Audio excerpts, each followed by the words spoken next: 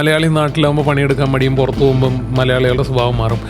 അതിപ്പോൾ നമ്മൾ മലയാളികളിലേക്ക് ജനറലൈസ് ചെയ്യണമെന്ന് എനിക്ക് തോന്നുന്നില്ല. പക്ഷേ എനിക്ക് എപ്പോഴും തോന്നിയിട്ടുള്ളൊരു ഫാക്ടർ എന്ന് പറഞ്ഞു കഴിഞ്ഞാൽ നമുക്ക് കിട്ടുന്നൊരു എഡ്യൂക്കേഷൻ അല്ലെങ്കിൽ നമ്മുടെ ഒരു അഡാപ്റ്റബിലിറ്റി ആൻഡ് മലയാളികൾക്കുള്ളൊരു ഓവറോൾ ആറ്റിറ്റ്യൂഡ് വെച്ച് നോക്കുകയാണെങ്കിൽ മലയാളികൾ പൊളിയാണ്. ഫിനാൻഷ്യൽ സ്റ്റെബിലിറ്റി നാട്ടിൽ തന്നെ നമുക്ക് കിട്ടുന്നുണ്ട്.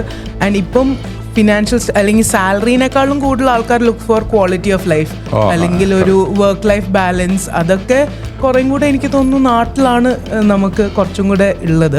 Especially I am talking because എൻ്റെ കരിയറിൻ്റെ മോർ ദാൻ ഹാഫ് ഞാൻ കേരളത്തിൽ തന്നെയാണ് ചെയ്തത്. 1 year മാത്രമാണ് ഞാൻ പുറത്ത് ദുബായിൽ വർക്ക് ചെയ്തത്. ഇൻഡസ്ട്രീസ് കേരളത്തിൽ ഇല്ല എന്നുള്ള വാദങ്ങൾ പലപ്പോഴും വന്നിട്ടുണ്ട്. അതിനെതിരെയുള്ള വാദങ്ങളൊക്കെ വന്നിട്ടുണ്ടെങ്കിൽ തന്നെയും നമുക്ക് ഒരു ഭൂമി ഇല്ലായ്മയുടെ ഒരു പ്രശ്നമുണ്ട് അല്ലേ. ചെറിയൊരു സ്റ്റേറ്റ് ആണ്. അപ്പോൾ അതിനെ ബേസ് ചെയ്തിട്ടുള്ള ഒരു ഇൻഡസ്ട്രിയാണ് നമുക്ക് ഗ്രോ ചെയ്യാൻ പറ്റുള്ളൂ. നോളജ് എക്കണോമി ഒക്കെയുള്ള കാര്യങ്ങൾ. നമസ്കാരം. നമ്മുടെ അടുത്ത പോഡ്കാസ്റ്റ് ആയിട്ടാണ് നമ്മൾ വന്നിരിക്കുന്നത്. അപ്പോൾ ഈ പോഡ്കാസ്റ്റിൽ നമ്മൾ ഉദ്ദേശിക്കുന്ന കാര്യം വെച്ചാൽ കൊച്ചിയിലത്തെ കുറച്ച് HR പ്രൊഫഷണൽസാണ് എൻ്റെ ഒപ്പം ഉള്ളത്. അപ്പോൾ ഇതിൽ നമ്മൾ ഉദ്ദേശിക്കുന്ന കാര്യം വെച്ചാൽ ഇപ്പോൾ കേരളത്തിൽ യങ്സ്റ്റേഴ്സിന് എങ്ങനെ ഒരു കരിയർ പ്രോഗ്രസ് നടക്കുന്നുണ്ട്, അതേമാതിരി യങ്സ്റ്റേഴ്സിന് എങ്ങനെ അവരുടെ സാലറി മാനേജ് ചെയ്യുന്നുണ്ട്. ഇത് ഇപ്പോഴത്തെ ഏറ്റവും വലിയൊരു ചർച്ചാ വിഷയമാണ്. ശരിക്കും പറഞ്ഞാൽ ഒരു ജോലിയുള്ള ആൾക്ക് മിക്കവാറും ശമ്പളം ഒരു 25ാം തീയതി ആകുമ്പോഴേക്കും തീരുന്നതാണ് ചില ആൾക്കാർ പറയാറ്. ചിലർ 5ാം തീയതി ആവുമെന്നൊക്കെ പറയുന്നുണ്ട്. അപ്പോൾ ഇത്തരം കാര്യങ്ങൾ നിങ്ങളുടെ അനുഭവത്തിൽ നിന്ന് മനസ്സിലാക്കാനാണ് അതിൽ ഉള്ളത്. അപ്പോൾ എൻ്റെ ഒപ്പം ഉള്ളത് ഫസ്റ്റത് Dileep is a good friend of mine. ഞങ്ങൾ എന്താ പറയുക, ഒരു കുറച്ച് കാലമായിട്ട് നമുക്കറിയാം ദിലീപ് ഏകദേശം HR-ലൊക്കെ ആയിട്ട് എല്ലാത്തിലും കൂടിയായിട്ട് ഏകദേശം 20 വർഷത്തിനേക്കാളും കൂടെ ഒരു എന്നേക്കാളും പ്രായമുണ്ട്. അതാണ് ഫസ്റ്റത്തെ ഹൈലൈറ്റ്. അപ്പോൾ and he's A good public speaker. ഞങ്ങൾ ഒത്തിരി കാര്യങ്ങളിൽ അസോസിയേറ്റ് ചെയ്തിട്ട് ഉള്ള പരിചയം കുറേ നാളായിട്ടുണ്ട്. ഹൈദരാബാദ് തുടങ്ങി ഇവിടെയും വരെ വർക്ക് ചെയ്ത്, പിന്നെ ട്രിവാൻഡ്രത്തെ കുറേ IT കമ്പനികളൊക്കെ വർക്ക് ചെയ്തു. And super happy with his career. Okay. അപ്പോൾ ദിലീപ്. ഇനി അടുത്ത ലിസ രാജൻ. ലിസ ഇപ്പോൾ HR ഹെഡായിട്ട് എൻട്രി ആപ്പിൽ വർക്ക് ചെയ്യുന്നു. ലിസയായിട്ടും എനിക്ക് കുറച്ച് നാളായിട്ട് അറിയാം. ലിസ എന്നെ ഇങ്ങനെ അവയർനെസ് പ്രോഗ്രാം എന്നൊക്കെ പറഞ്ഞ് വിളിച്ചിട്ടുണ്ട്.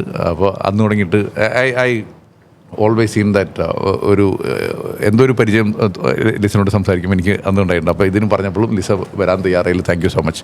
ലിസയ്ക്കും ഏകദേശം ഒരു 10 വർഷത്തോളം HR എക്സ്പീരിയൻസ് ഉണ്ട്. 1000 കൂടുതൽ ആൾക്കാരെ മാനേജ് ചെയ്തുള്ള പരിചയമുണ്ട്. അപ്പോൾ എല്ലാ കാര്യങ്ങളും അറിയാം.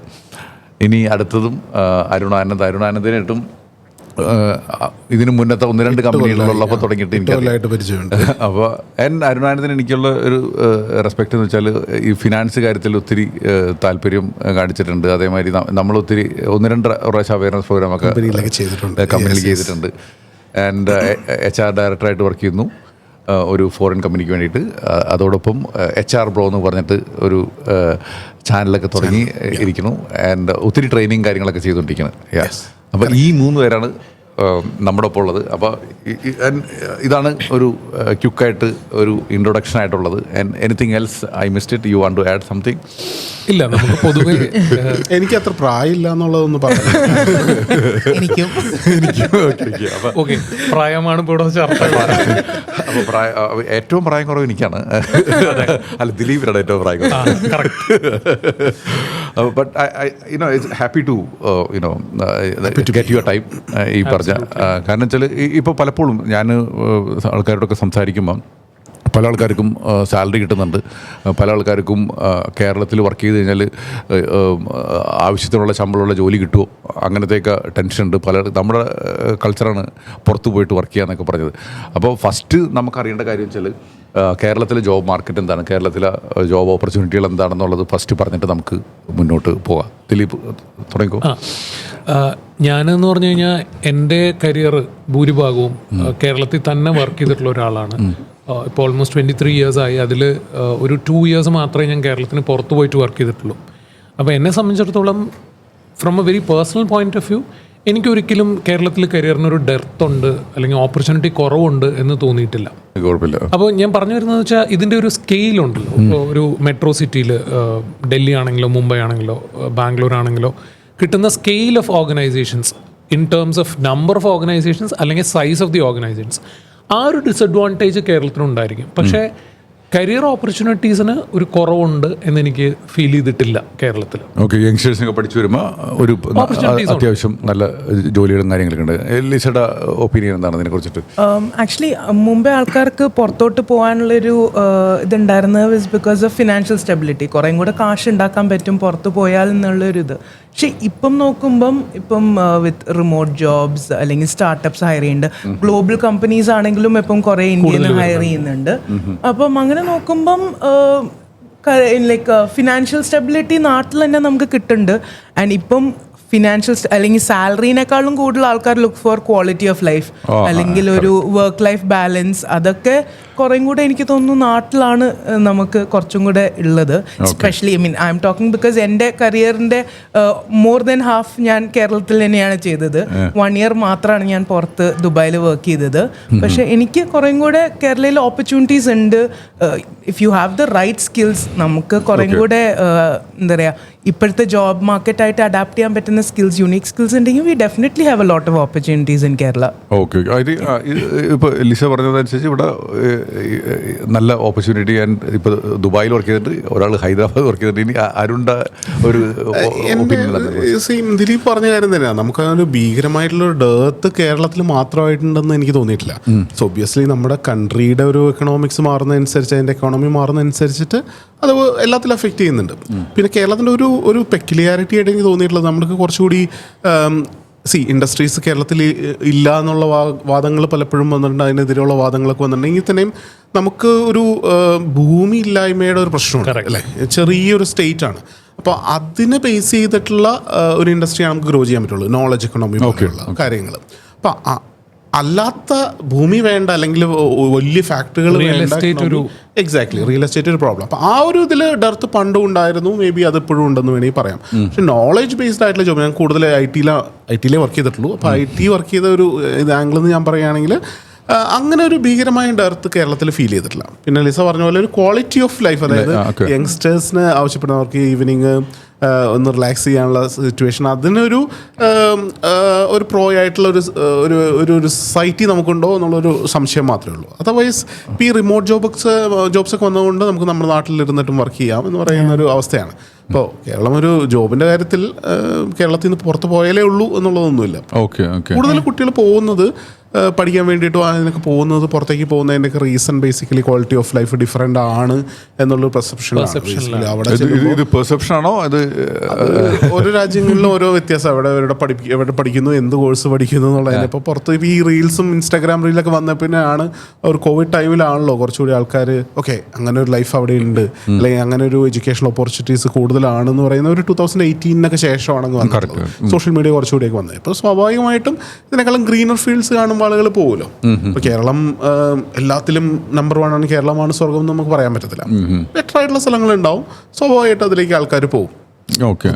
ചൂട് കുറഞ്ഞ സ്ഥലത്തുനിന്ന് കൂടിയ സ്ഥലത്തേക്ക് ആൾക്കാർ ചൂട് പോകുമെന്ന് പറഞ്ഞ പോലെ സ്വാഭാവികമായിട്ടും പെർസെപ്ഷൻ ഇസ് വെരി പേഴ്സണൽ എന്നുള്ളതാണ് എനിക്ക് പറയുന്നത്. അപ്പം നമ്മൾ ഈ പറഞ്ഞൊരു കൺക്ലൂസീവ് ആയിട്ട് ഇപ്പോൾ കേരളം ഏറ്റവും ബെസ്റ്റ് ആണെന്നോ പുറത്ത് പോരുതോ എന്നുള്ളൊരു അഡ്വക്കസി അല്ല നമ്മൾ പറയുന്നത്. സ്കില്ല് റൈറ്റ് ആണെങ്കിൽ നിങ്ങൾക്ക് ഓപ്പർച്യൂണിറ്റി ഉണ്ട് എന്നുള്ളത് തന്നെയാണ് എൻ്റെ വ്യൂ പോയിന്റ്. ഓക്കെ അല്ല, ഇത് പലപ്പോഴും നമ്മുടെ ഒരു എനിക്ക് എപ്പോഴും പുറത്ത് പോണതും നല്ലതാണ് എന്നുള്ളൊരു അഭിപ്രായം ഉള്ളതാണ്. കാരണം വെച്ചാൽ ഞാനിതിനെക്കുറിച്ചിട്ട് ഒത്തിരി ഡിസ്കസ് ചെയ്ത ടൈമിൽ എനിക്ക് പണ്ട് കിട്ടിയിട്ടുള്ള ഒരു ഫീഡ്ബാക്കാണ്. കാരണം വെച്ചാൽ അത് വെരി ശരിയാണ്. കാരണം പണ്ട് നമ്മൾക്ക് കൂടുതൽ ആൾക്കാർ സിലോണിലേക്കാണ് വരുന്നത്. ഒരു ടൈം നോക്കണേ നമ്മുടെ പാരൻസിൻ്റെയൊക്കെ ഒരു സിറ്റുവേഷൻ. അത് കഴിഞ്ഞിട്ട് പിന്നെ ഗൾഫ് രാജ്യങ്ങളിലേക്ക് പോകാൻ തുടങ്ങി. ആൻഡ് പിന്നെ ഈവൻ എഡ്യൂക്കേഷൻ്റെ ടൈമിലെന്ന് വെച്ചാൽ എൻ്റെ ജനറേഷന് മുന്നേ കോയമ്പത്തൂരായിരുന്നു എല്ലാവരും പോരുന്നത്. അത് കഴിഞ്ഞ് ബാംഗ്ലൂർക്ക് പോകാൻ തുടങ്ങി.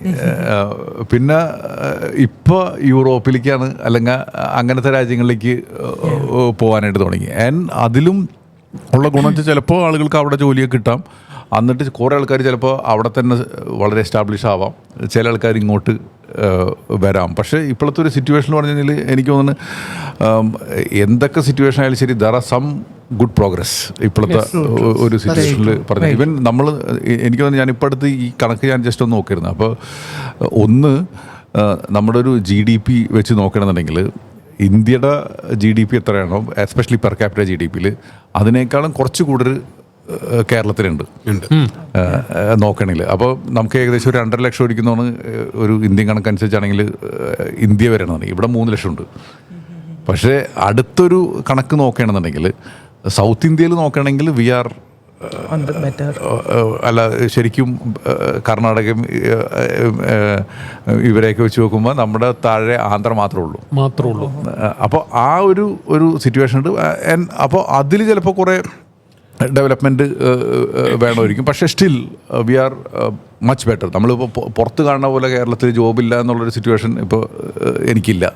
പിന്നെ അടുത്ത ക്വസ്റ്റ്യൻ എന്ന് വെച്ചാൽ ഇത് കൊച്ചിയിൽ മാത്രമുള്ളൂ, തിരുവനന്തപുരത്ത് മാത്രമുള്ളൂ, ബാക്കി എല്ലായിടത്തും ജോബ് ഓപ്പർച്യൂണിറ്റി എങ്ങനെയാണെന്നുള്ളതിന് ചിലപ്പോൾ ഒരു ക്വസ്റ്റ്യൻ ആയിട്ടുണ്ടാവണം. അപ്പോൾ കുറേ പേര് എനിക്ക് തോന്നുന്നു കൊച്ചിയിലേക്ക് മൈഗ്രേറ്റ് ചെയ്യുന്നുണ്ട്.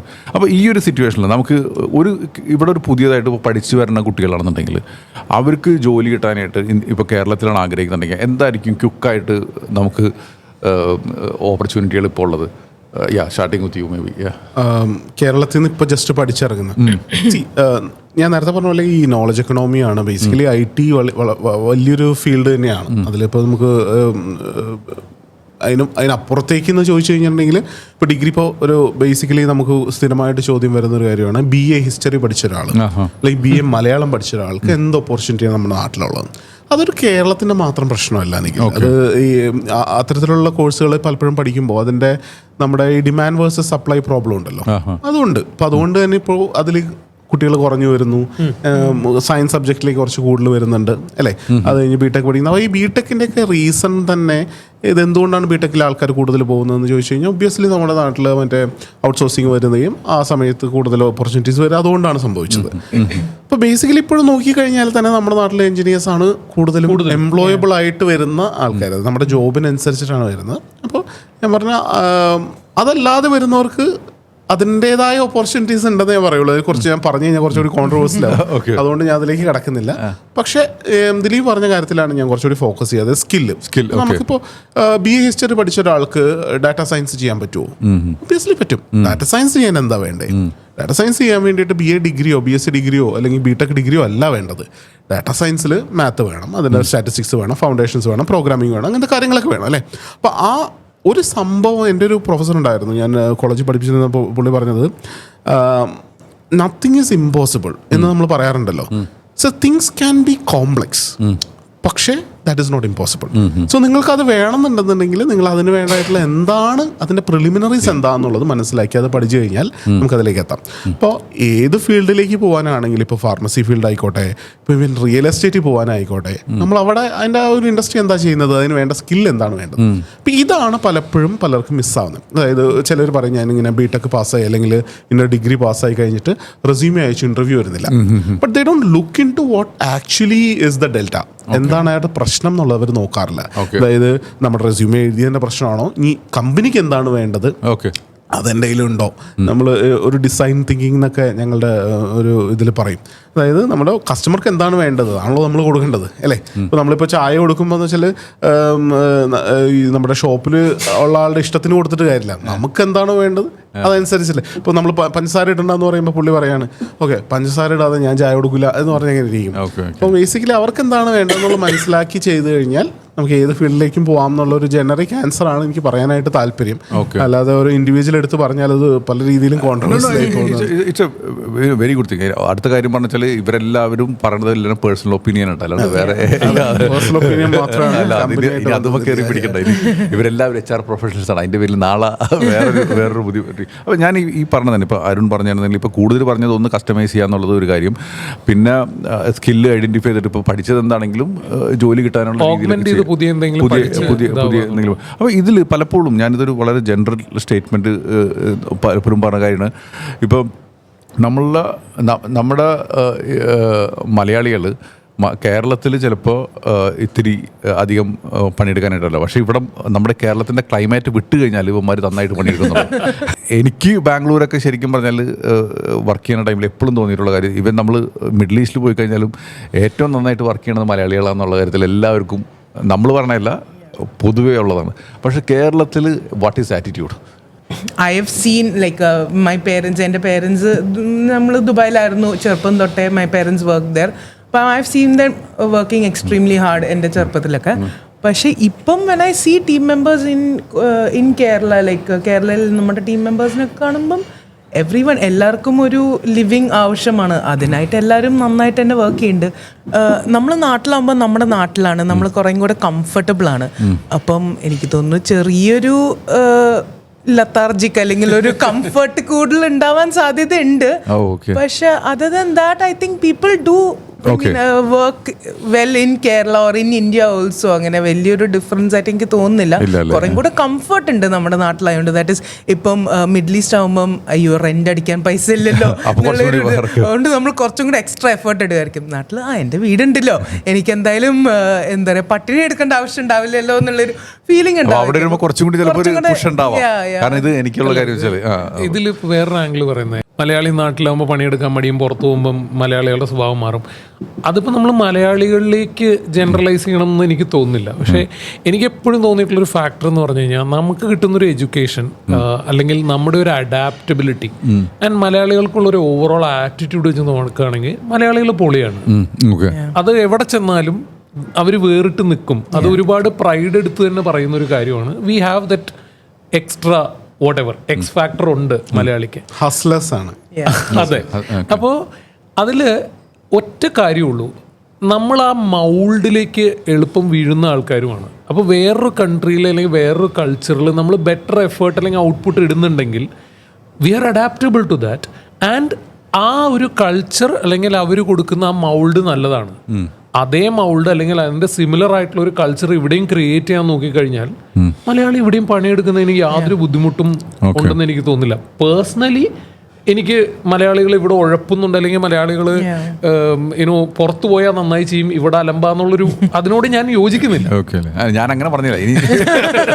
എനിക്ക് ആ ഒപ്പീനിയൻ ഇല്ല കേട്ടോ. എനിക്ക് പെട്ടെന്ന് ഞാൻ മറ്റേ തിളക്കണം ചോര അങ്ങനെ നമ്മുടെ നാട്ടിൽ ഭയങ്കര ഉഴപ്പാണ്. അതിങ്ങനെ പറഞ്ഞു പറഞ്ഞു പറഞ്ഞു അല്ല, ഇത് ഞാൻ പണിയെടുക്കണമെന്നില്ല. പലപ്പോഴും നമുക്ക് പറയില്ല, ചിലപ്പോൾ ഈ ചില ടൈമിലൊക്കെ എൻ്റെ ഒരു ഫ്രണ്ട് ഉണ്ട്, ഭയങ്കര നമ്മുടെ ചങ്ക് എന്ന് പറഞ്ഞ ഒരാൾ.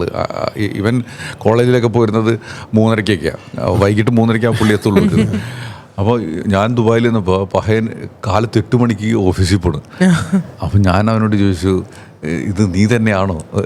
അപ്പം ഞാൻ വരുന്ന എൻ്റെ ഭാര്യ ചിലപ്പോൾ നന്നായിട്ടുണ്ടാവും എന്ന് പറഞ്ഞു. അവള് കറക്റ്റായിട്ട് ചെയ്യുന്നുണ്ട്. അപ്പോൾ പറഞ്ഞു അതൊന്നല്ല, എനിക്ക് ആ 8 മണിക്ക് ചെന്നില്ലെങ്കിൽ പണി ഉണ്ടാവില്ല, നീ കൃത്യമായിട്ട് അറിയാതെ.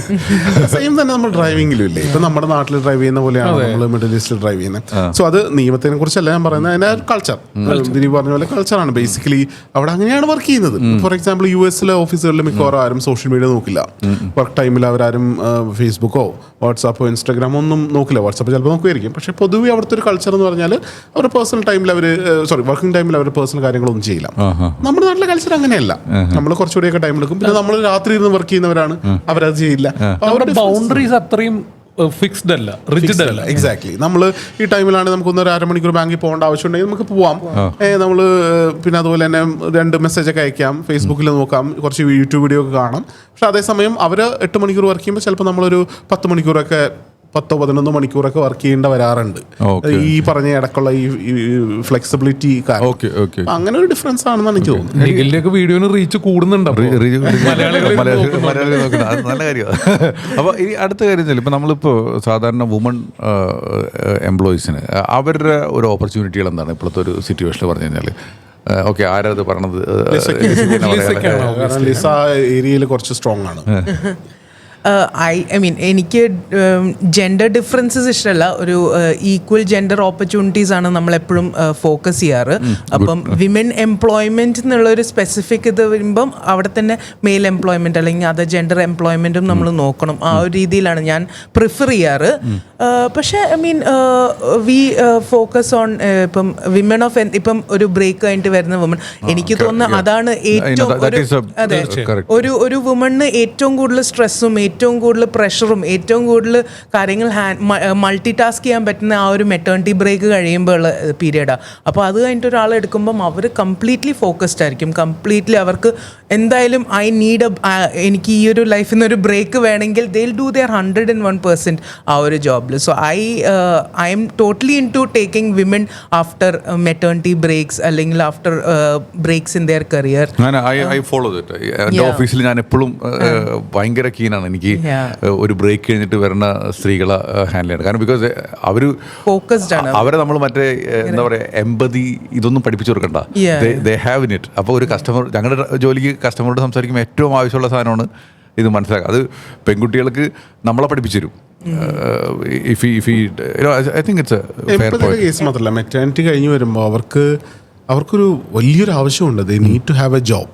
അപ്പോൾ അവർക്കത് ആവശ്യമാണ്. അപ്പോൾ ആവശ്യം ഉണ്ടാകുമ്പോൾ സ്വാഭാവികമായിട്ട് അവർ ചെയ്യുന്ന കാര്യങ്ങൾ അവരിൽ നിന്ന് കിട്ടുന്ന ഔട്ട്പുട്ടൊക്കെ നല്ല ഡിഫറെൻ്റ് ആയിരിക്കും.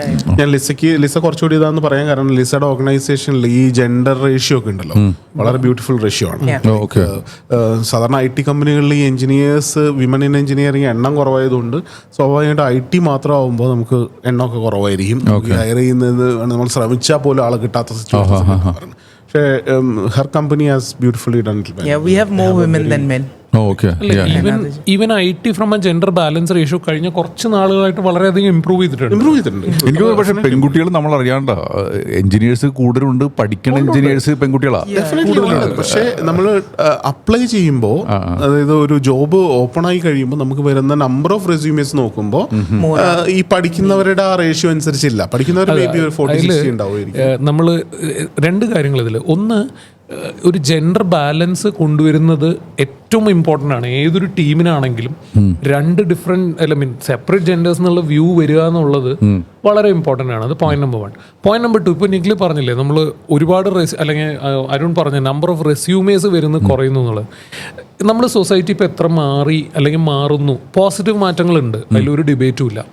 പക്ഷെ എത്ര തന്നെ മാറുന്നു എന്ന് പറഞ്ഞാലും രണ്ട് ആസ്പെക്റ്റ് ഇതിനകത്ത് പറയാനുള്ളതെന്ന് പറഞ്ഞു കഴിഞ്ഞാൽ, ഒന്ന്, എവിടെയോ somewhere there is an urgency for a male to settle down faster. അതിപ്പോഴും ആ കണ്ടീഷനിങ്ങിൽ നിന്ന് നമ്മൾ മാറിപ്പോയിട്ടില്ല. അപ്പം women can take a little longer time എന്ന് എവിടെയോ എനിക്ക് ഫീൽ ചെയ്തിട്ടുണ്ട്. അഗൈൻ പേഴ്സണൽ വ്യൂ ആണ്. അപ്പൊ അതുകൊണ്ടായിരിക്കാം പക്ഷേ പെൺകുട്ടികൾക്ക് തോന്നുന്നുണ്ടെന്നോ അതോ സൊസൈറ്റി ഇമ്പോസ്ഡ് ആണല്ലോ പല കാര്യങ്ങളും. അപ്പോൾ അങ്ങനെ ഒരു കാര്യം വരുമ്പോൾ the urgency to get into a job or to get settled down, ഒരു പക്ഷേ there is still a balance പ്രശ്നം വിത്ത് മെൻ. അതായത് അവർക്കാണ് കുറച്ചുകൂടി ഒരു അർജൻസി സെറ്റിൽ ഡൗൺ ചെയ്യാൻ വേണ്ടിയിട്ട്. ഇനി ഇതിൻ്റെ ഫ്ലിപ്പ് സൈഡ് അല്ലെങ്കിൽ മറുവശം നോക്കിക്കഴിഞ്ഞാൽ, ഒരിക്കൽ എംപ്ലോയിഡ് ആയി കഴിഞ്ഞാൽ ഇപ്പം നമുക്ക് ലേറ്റ് അവേഴ്സ് ഇരിക്കണം, അല്ലെങ്കിൽ നമുക്ക് കുറച്ച് അഡീഷണൽ വർക്ക് എടുക്കണം, അല്ലെങ്കിൽ ഒരു പെർട്ടിക്കുലർ സ്ഥലത്തേക്ക് ട്രാവൽ ചെയ്യണം. ഇതും വിമൻ പ്രോബ്ലം അല്ല, it's a society impose problem. അവർക്ക് ഐ പേഴ്സണലി നോ, ഇപ്പം എൻ്റെ ടീമിലുള്ള ആൾക്കാർക്ക് തന്നെ if they have to spend a little extra hours or they have to travel somewhere, അവരിപ്പോൾ ഒരു ബുക്കിങ്ങിനോ അല്ലെങ്കിൽ ഒരു ലേറ്റ് നൈറ്റ് ട്രാവലിനോ അവർ കൊടുക്കുന്ന cost of a safety which is much higher for a woman. അപ്പോൾ രണ്ട് സൈഡിൽ നിന്നും ഇതിൻ്റെ പെർസ്പെക്റ്റീവ്സ് ഉണ്ട്. Long story short, gender balance വളരെ ഇമ്പോർട്ടൻ്റ്. എനിക്ക് തോന്നുന്ന പ്രിറ്റി മച്ച് എല്ലാ കോർപ്പറേറ്റ്സും ഇപ്പോൾ അതൊരു ഈക്വൽ ജെൻഡർ ഓപ്പർച്യൂണിറ്റി എംപ്ലോയ്മെൻ്റ് ആയിട്ട് തന്നെയാണ് പോകുന്നത്. ആൻഡ് പേഴ്സണലി എൻ്റെ സൈഡിൽ നിന്നോ അല്ലെങ്കിൽ ഞാൻ വർക്ക് ചെയ്തിട്ടുള്ള ഒരു കോർപ്പറേറ്റിൻ്റെ സൈഡിൽ നിന്നോ അങ്ങനെ ഒരു ബയസ്ഡ് റിക്രൂട്ട്മെൻറ്റ് ഉള്ളതായിട്ട് ഉണ്ടായിട്ടില്ല എന്നുള്ളതാണ്. It's like A given thing. I mean may be A wrong. ഞാൻ ഇപ്പോൾ നമ്മൾ സംസാരിക്കുന്ന ടൈമിൽ നിങ്ങൾ കുറച്ച് ഇംഗ്ലീഷിലേക്ക് മാറുന്നുണ്ട്. ഇതൊരു സാധാരണ ഒരു മലയാളി നടത്തുന്ന ചാനലാണ്. അപ്പോൾ നിങ്ങൾ അത് 13 കൊല്ലമായിട്ട് അമേരിക്കൻ കമ്പനിയിൽ വസ്തുനിഷ്ഠമായി വ്യക്തവും ശക്തവുമായ മലയാള ഭാഷയിൽ സമ്മതിക്കാൻ ഇന്ന് നമുക്ക് ശ്രമിക്കാം. അധികം സമ്മതിക്കണ്ട, പക്ഷെ സാധാരണ പറഞ്ഞു കഴിഞ്ഞാൽ മതി. അപ്പോൾ so you are saying something. നിങ്ങളെന്താ പറയണ്ടായിരുന്നു? മറന്നുപോയി. അല്ല, ഇത് ഇപ്പോൾ ഒരു കാര്യം ഞാൻ ഈ ഒരു കാര്യത്തിൽ ഒരു കാര്യം ചോദിക്കണമെന്ന്, നമ്മളിപ്പോൾ നേരത്തെ ലിസ പറഞ്ഞ കാര്യം തന്നെ ഒരു ബ്രേക്ക് എടുക്കണ കാര്യം നമ്മൾ പറഞ്ഞിരുന്നു. അപ്പോൾ ചില ടൈമിൽ പെൺകുട്ടികൾക്കൊക്കെ ബ്രേക്ക് എടുത്തിട്ട് കരിയർ സ്റ്റാർട്ട് ചെയ്യണ ഒരു അവസ്ഥയുണ്ട്. അപ്പോൾ എനിക്ക് ചിലപ്പോൾ നമുക്ക് കരിയർ കൊടുക്കാൻ പറ്റിയിരിക്കും, പക്ഷേ ഈ കുട്ടികൾക്ക് പറ്റിപ്പോണ കാര്യം വെച്ചാൽ ചിലപ്പോൾ ഇവർ ബ്രേക്ക് എടുത്ത് വരുമ്പോൾ ഇവരുടെ ഒപ്പം ജോലി ചെയ്തിരുന്ന ആൾക്കാർ വളരെ സീനിയർ പൊസിഷനിലേക്ക് നിൽക്കുന്നു. അപ്പോൾ ഇവർക്ക് അത് എങ്ങനെ ആ ഒരു ഈഗോ മാനേജ് ചെയ്യാൻ പറ്റും? കാരണം വെച്ചാൽ പലപ്പോഴും ഉണ്ടാവുന്ന കാര്യം വെച്ചാൽ ഈ രണ്ടാമത് അതിലേക്ക് പോണതിൻ്റെ പേടിക്ക് ചില ആൾക്കാർ കരിയർ സ്റ്റാർട്ട് ചെയ്യാത്തവരുണ്ടാവും. പ്രത്യേകിച്ചും ഒരു ഹാപ്പി ഫാമിലി ആണെങ്കിൽ അതിൻ്റെ ആവശ്യം അവർക്കില്ല. അപ്പോൾ അങ്ങനത്തെ ഒരു സിറ്റുവേഷനിൽ നിങ്ങളുടെ ഒരു അഡ്വൈസ് എന്താണ്? ഒരു വുമൻ സൈക്കോളജിയിൽ നിന്ന് അങ്ങനെ ഒരു ഈഗോ പ്രശ്നം ഉണ്ടാവുമോ? ഒബ്വിയസ്ലി നേരത്തെ ഉണ്ടായിരുന്നവരും സീനിയർ ആയി പോയി എന്ന് പറയും. എൻ്റെ ചോദ്യം അതാണ്. കാരണം വെച്ചാൽ ഇപ്പോൾ പെൺകുട്ടികൾക്ക് ഉണ്ടാവുന്ന ഒരു കാര്യം വെച്ചാൽ ഞാൻ ഇപ്പോൾ എൻ്റെ ഒപ്പം വർക്ക് ചെയ്തിരുന്ന ഒരു കുട്ടിക്ക് ഇപ്പോൾ എനിക്ക് സ്ട്രെയിറ്റ് കരിയർ കിട്ടി. ഒരു 2 പ്രസവിച്ച ഒരു കുട്ടികൾക്ക് ചിലപ്പോൾ 5 വർഷം ബ്രേക്ക് എടുക്കേണ്ടി വരും. അപ്പോൾ ചിലപ്പോൾ ആ കുട്ടീനേക്കാളും മോശം വരുന്നത് ഞാൻ. പക്ഷേ ഇപ്പോൾ ഞാനിരിക്കണത് നല്ല പൊസിഷനില്ല. അപ്പോൾ ആ കുട്ടിക്ക് ഇത് ഭയങ്കര പ്രോബ്ലം. അത് ഈ പറഞ്ഞ ഇതെങ്ങനെ മാനേജ് ചെയ്യുന്നുള്ളതാണ്. സോ ഇത് വല്ല അഡ്വൈസ് ഒരു പീപ്പിൾ ആംഗിളിൽ നിന്ന് സംസാരിക്കാം. ഞാൻ പ്യൂർലി ഫ്രം എ എംപ്ലോയർ അല്ലെങ്കിൽ ആ ഒരു മെറ്റേണിറ്റി കൂടെ കടന്നു പോകുന്ന ഒരു ലേഡിയുടെ ആസ്പെക്റ്റ് എന്ന് പറയുകയാണെങ്കിൽ, ഇപ്പം മെയിലാണെങ്കിലും ലേഡി ആണെങ്കിലും നമ്മളൊരു ബ്രേക്ക് വരികയാണെന്നുണ്ടെങ്കിൽ നമ്മളെ എന്തുമാത്രം നമ്മൾ കറണ്ട് ആക്കി വെക്കുന്നു, അപ്ഡേറ്റഡ് ആക്കി ഇരിക്കുന്നു എന്നുള്ളത് വളരെ ഇമ്പോർട്ടൻ്റ് ആണ്. അപ്പോൾ ഇതിലേക്ക് 2 കാര്യങ്ങളുണ്ട്. ഒന്ന്, നമ്മൾ ഈ ബ്രേക്കിന് മുമ്പ് തന്നെ നമ്മൾ വളരെ ഫോക്കസ്ഡ് ആയിട്ട് നമ്മളുടെ ഒരു റോൾ അവിടെ ക്രിയേറ്റ് ചെയ്യാൻ പറ്റുമെങ്കിൽ ഒരു ബ്രേക്കിന് ശേഷം നമ്മൾ മോർ ദാൻ വെൽക്കം ആയിരിക്കും. ഒരിക്കലും നമുക്ക് ഹഡിൽസ് ഉണ്ടാവില്ല തിരിച്ച് റീസെറ്റായി തിരിച്ചു വരാനായിട്ട്. ഇപ്പോൾ എൻ്റെ പേഴ്സണൽ എക്സ്പീരിയൻസ് തന്നെ എനിക്ക് പല ആൾക്കാരുടെ കാര്യങ്ങളും അറിയാം. അതായത് പോയി തിരിച്ചു വരുമ്പോൾ അതേ പ്രോജക്റ്റ് അല്ലെങ്കിൽ അതേ മാനേജർ എനിക്ക് ഇന്ന ആളെ തന്നെ തിരിച്ച് ഈ പ്രോജക്റ്റിൽ വേണമെന്ന് ഡിമാൻഡ് ചെയ്യുന്ന കേസുകളുണ്ട്. അതെന്താണ്? നിങ്ങൾ ആ ബ്രേക്ക് എടുക്കുന്നതിന് മുമ്പ് നിങ്ങളെ എസ്റ്റാബ്ലിഷ് ചെയ്ത് കഴിഞ്ഞു for that skill. Good point. അത് വളരെ ഇമ്പോർട്ടൻ്റാണ്. ഇനി ആ ബ്രേക്കിൻ്റെ ടൈമിലും നമ്മളിപ്പോൾ 24/7 ഫോക്കസ് ചെയ്യേണ്ട കാര്യമുണ്ട് ഫാമിലിയിൽ. പക്ഷേ എന്നാലും നമുക്ക് നമ്മുടെ സ്കിൽസ് അപ്ഡേറ്റ് ചെയ്ത് വെക്കാമെങ്കിൽ, നമ്മുടെ എന്താ പറയുക ബുദ്ധി തുരുമ്പെടുത്ത് പോവാതെ ഇരിക്കാമെങ്കിൽ, ആ ഒരു റിഫ്രഷ് ചെയ്തുകൊണ്ടിരുന്നു കഴിഞ്ഞാൽ തിരിച്ചും നിങ്ങൾ വരുമ്പോൾ നിങ്ങൾ കറണ്ട് ആയിരിക്കും, നിങ്ങൾ വെൽക്കം ആയിരിക്കും. അപ്പോൾ അങ്ങനെ ബ്രേക്സ് വേണം എന്നുള്ളവർക്ക് മുൻകൂട്ടി ചെയ്യാവുന്ന ഒരു കാര്യം എന്ന് പറഞ്ഞു കഴിഞ്ഞാൽ അവരുടെ ഒരു നിഷ് ഏരിയ ഐഡൻറ്റിഫൈ ചെയ്ത് അവിടെ എക്സ്പെർട്ടൈസ് തെളിയിക്കുക എന്നുള്ളതാണ്. പിന്നെ ഒരു തരത്തിലുള്ള ബ്രേക്കും നിങ്ങളെ അധികം ബാധിക്കില്ല.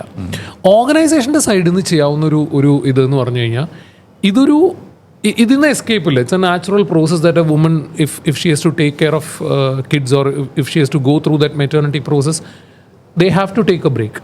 ഓർഗനൈസേഷൻസ് അത് ഡിസ്ക്രിമിനേറ്റ് ചെയ്യാതെ കൊണ്ടുപോകുക എന്നുള്ളതാണ് ഏറ്റവും ഇമ്പോർട്ടൻറ്റ്. അതിൽ ആസ് എൻ എംപ്ലോയർ ഇപ്പോൾ എക്കണോമിക്കലി അല്ലെങ്കിൽ ഫൈനാൻഷ്യലി ഒരു ഹിറ്റ് വരും. ആ ഒരു പൊസിഷൻ ഇപ്പോൾ നമ്മൾ കസ്റ്റമറിന് ബില്ല് ചെയ്തിരിക്കുകയാണെങ്കിൽ ഇയാൾ ബ്രേക്ക് എടുക്കുന്നു, നമുക്ക് ബില്ലിങ് കിട്ടില്ല. അതിനെ കോമ്പൻസേറ്റ് ചെയ്യാൻ ഒരു നെക്സ്റ്റ് ലെയറോ അല്ലെങ്കിൽ ഒരു സപ്പോർട്ടോ ക്രിയേറ്റ് ചെയ്യുക. എന്നിട്ട് തിരിച്ച് ഈ വരുന്ന ആളിനെ റെഗുലറായിട്ടൊന്ന് ചെക്ക് ഇൻ ചെയ്ത് കൊടുത്താൽ, നമുക്ക് ഇന്ന കാര്യങ്ങൾ ഇവിടെ നടക്കുന്നുണ്ട്, നിങ്ങൾക്ക് ഇന്ന കോഴ്സ് എടുക്കാം, അല്ലെങ്കിൽ ഈ പ്രോജക്റ്റിൽ ഇങ്ങനെ ഒരു അപ്ഡേറ്റ് ഉണ്ട്. സോ ആ ടീമിൻ്റെയും അല്ലെങ്കിൽ ആ ഓർഗനൈസേഷൻ്റെയും ഈ വ്യക്തിയുടെയും connect during that break period നമുക്ക് നിലനിർത്തി കൊണ്ടുപോകാമെങ്കിൽ അല്ല, ഇത് പലപ്പോഴും ഉള്ള ബുദ്ധിമുട്ട് വെച്ചാൽ ചില ആൾക്കാർ റിസൈൻ ചെയ്തിട്ടായിരിക്കും പോണത്. അതെ. അപ്പോൾ അങ്ങനെ വരുമ്പോൾ ഐ ഡോണ്ട് നോ ഈ പറഞ്ഞത് കറക്റ്റായിട്ട് നടക്കുമെന്നുള്ളത്. അതും അല്ല, പക്ഷേ ഈ പോയിന്റ് വളരെ വാലിഡ് ആയിട്ടൊരു കാര്യം. ഒരു പ്രശ്നമുള്ളതെന്ന് വെച്ചാൽ ഇത് ആണുങ്ങൾക്ക് കുറച്ചുകൂടി എളുപ്പമാണ് ചെയ്യാൻ, സ്ത്രീകൾക്ക് കുറച്ച് ബുദ്ധിമുട്ടാണ്. ഈ മെറ്റേണിറ്റി പീരീഡ് ഒക്കെ ആണെങ്കിൽ, ഇപ്പോൾ ഇവൻ പോസ്റ്റ് മെറ്റേണിറ്റി ആണെങ്കിൽ 2 വയസ്സ് 3 വയസ്സ് ആവുന്നത് വരെ അതൊരു 24/7 ജോലി തന്നെയാണ്. അപ്പോൾ actually I don't have a solution to that problem other than try to learn things. For HR ഒരു സിമ്പിൾ എക്സാമ്പിൾ പറയാം. ഓപ്പറേഷണൽ എക്സാമ്പിൾ ആണെങ്കിലും ഇപ്പോൾ പുതിയ ലേബർ കോഡ്സ് വന്നു, കഴിഞ്ഞ ആഴ്ച പുതിയ 4 ലേബർ കോഡ്സ് വന്നു. So if you can read about it, understand, probably watch some videos അല്ലേ, അപ്പം അങ്ങനെ അപ്ഡേറ്റ് ചെയ്യാനായിട്ട് പറ്റുമെങ്കിൽ നിങ്ങൾ തിരിച്ചു വരുമ്പോഴും അത് റെലവെൻ്റ് ആയിരിക്കും. ഇതൊരു ചെറിയ എക്സാമ്പിളാണ്. ഇതുപോലെ എന്ത് മാറ്റങ്ങളാണ് അവരുടെ ജോലിയിൽ വരുന്നത് അത് ചെയ്യാൻ പറ്റുകയാണെങ്കിൽ നല്ലതാണ്. പക്ഷേ ഐ അണ്ടർസ്റ്റാൻഡ് സ്ത്രീകൾക്ക് അത് കുറച്ച് ബുദ്ധിമുട്ടുള്ള കാര്യം തന്നെയാണ്. ആ ഒരു പീരിയഡ് അവർക്ക് ഭയങ്കര സ്ട്രെസ്ഡ് ആയിട്ടുള്ള ഒരു പീരിയഡാണ്. Sometimes it might be easier for someone to upskill themselves. ആ ഒരു 6 months ഡ്യൂറേഷനിൽ sometimes it might be difficult. ഒരു കുട്ടീനെയും കൂടെ മാനേജ് ചെയ്യുമ്പം ചിലപ്പോൾ ഡിഫിക്കൾട്ട് ആയിരിക്കും. പക്ഷേ എനിക്ക് തോന്നുന്നത് ആ ഒരു 6 months മെറ്റേണിറ്റി കഴിഞ്ഞിട്ട് വരുന്ന ഒരു ഫീമെയിൽ എംപ്ലോയിക്ക് ഏറ്റവും കൂടുതൽ ലൈക്ക് ആ ഒരു സ്ട്രെസ്സിൽ നിന്ന് മാറാൻ അവർക്ക് വർക്കിലോട്ട് ഇൻഡൽജ് ചെയ്യാൻ വേണ്ടി they are looking for more opportunities, കൂടുതൽ വർക്ക് തരാൻ, കൂടുതൽ വർക്കിലോട്ട് ഇൻഡൽജ് ആയിരിക്കാൻ വേണ്ടി ഓപ്ഷൻസ് നോക്കിക്കൊണ്ടിരിക്കുന്ന പോലെയാണ് എനിക്ക് ഫീൽ ചെയ്തത്. ദോ ഡെഫിനറ്റ്ലി അവർക്ക് റെസ്പോൺസിബിലിറ്റീസ് ഓൺ ദ സൈഡിന് they learn to multitask. Like അവർക്ക് എന്തായാലും വർക്ക് ചെയ്യണം. Working would be a major requirement for them. Definitely എനിക്കൊന്ന് സാലറി 6 months പെയ്ഡ് ആണെങ്കിലും അവർക്ക് വർക്ക് ചെയ്യണം. സാലറി ഇല്ലെങ്കിൽ ഡിഫിക്കൾട്ട് ആയിരിക്കും എന്നുള്ളൊരു ഇതും മനസ്സിലുണ്ടാവും. ഇതിനകത്ത് ഫാമിലി എന്ന് പറയുന്ന ഒരു എക്കോസിസ്റ്റത്തിനും ഒരു വലിയ പാർട്ട് പ്ലേ ചെയ്യാനുണ്ട്. കാര്യം ഇപ്പം it's a very tiring phase അല്ലെങ്കിൽ ഒരു എക്സാക്ടിങ് ഫേസ് ആണ് ഈ ഒരു ലേഡിയെ സംബന്ധിച്ചിടത്തോളം. As a husband or the ecosystem in terms of your parents or in-laws, whoever can support through the process, our return to work അല്ലെങ്കിൽ getting into a new job will still be easy and possible. നമുക്ക് ഈ ഒരു കാര്യത്തിൽ ഞാൻ ഈ ഇപ്പോഴത്തെ ഒരു വേറൊരു കാര്യം വെച്ചാൽ നമ്മൾ സ്ത്രീകളുടെ കാര്യമൊക്കെ സംസാരിച്ചു. അതേപോലെ തന്നെ ഒരു എക്കോ സിസ്റ്റത്തിൽ ഒരു ജോലി സ്ഥലത്ത് നമുക്ക് ഒരാൾക്ക് എങ്ങനെ ഒരു പ്രൊമോഷൻ ഉണ്ടാക്കിയെടുക്കാം, അല്ലാന്നുണ്ടെങ്കിൽ ഒരാൾക്ക് എങ്ങനെ ഒരു സാലറി ഹൈക്ക് ഒരു മാന്യമായിട്ടുള്ള സാലറി ഹൈക്ക് ഉണ്ടാക്കിയെടുക്കാം. ഇതിനൊക്കെ ഒരു സാധാരണ ഒരു ടീം മെമ്പർ എന്താണ് ചെയ്യേണ്ടതെന്ന് നിങ്ങൾക്ക് തോന്നിയിട്ടുള്ളത്? ഞാൻ തുടങ്ങാം. അപ്പോൾ ഇതിന് ഞാൻ പറയുന്ന ഒരൊറ്റ വാക്ക് കോമ്പിറ്റൻസി എന്നാണ്, അല്ലേ? ഈ കോമ്പിറ്റൻസി എന്ന് പറയുന്നത് സ്കില്ലിനേക്കാളും കുറച്ചുകൂടി ഒരു വലിയ വാക്ക്. ഞാൻ ജനറലായിട്ട് സംസാരിക്കാം. കോമ്പിറ്റൻസി എന്ന് പറയുമ്പോൾ ഒരു എക്സാമ്പിൾ പറഞ്ഞാൽ ഒരു പോലീസ് കോൺസ്റ്റബിൾ ചെയ്യേണ്ട ഉത്തരവാദിത്വമാണ് ഒരു SI ഉള്ളത് അല്ല, അല്ലേ? അവർക്ക് വേണ്ട കഴിവുകൾ വ്യത്യാസമുണ്ട്, അവർക്ക് വേണ്ട അവരുടെ പെരുമാറ്റം, അല്ലേ? പെരുമാറ്റം എന്ന് ഉള്ളത് കറക്റ്റ് മലയാളം അല്ലെങ്കിൽ ഒരു ബിഹേവിയറൽ കോമ്പിറ്റൻസീസ് ഡിഫറെൻ്റ് ആണ്, അല്ലേ?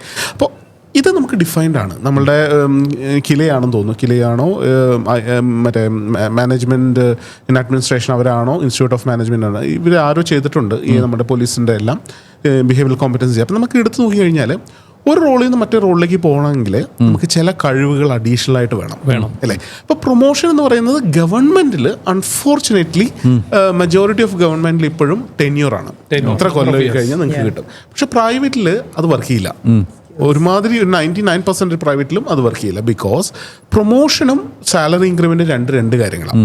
സോ പ്രൊമോഷൻ നടക്കണമെന്നുണ്ടെങ്കിൽ നിങ്ങളുടെ മുകളിലത്തെ ലെയർ, ആ ലെയറിൽ അവരെന്താണോ ചെയ്യുന്നത്, നിങ്ങളിപ്പോൾ എന്താണോ ചെയ്യുന്നത്, ഇത് രണ്ടും തമ്മിലുള്ള ഡെൽറ്റ അഥവാ വ്യത്യാസം, ആ വ്യത്യാസം മനസ്സിലാക്കി അത് അച്ചീവ് ചെയ്യാം.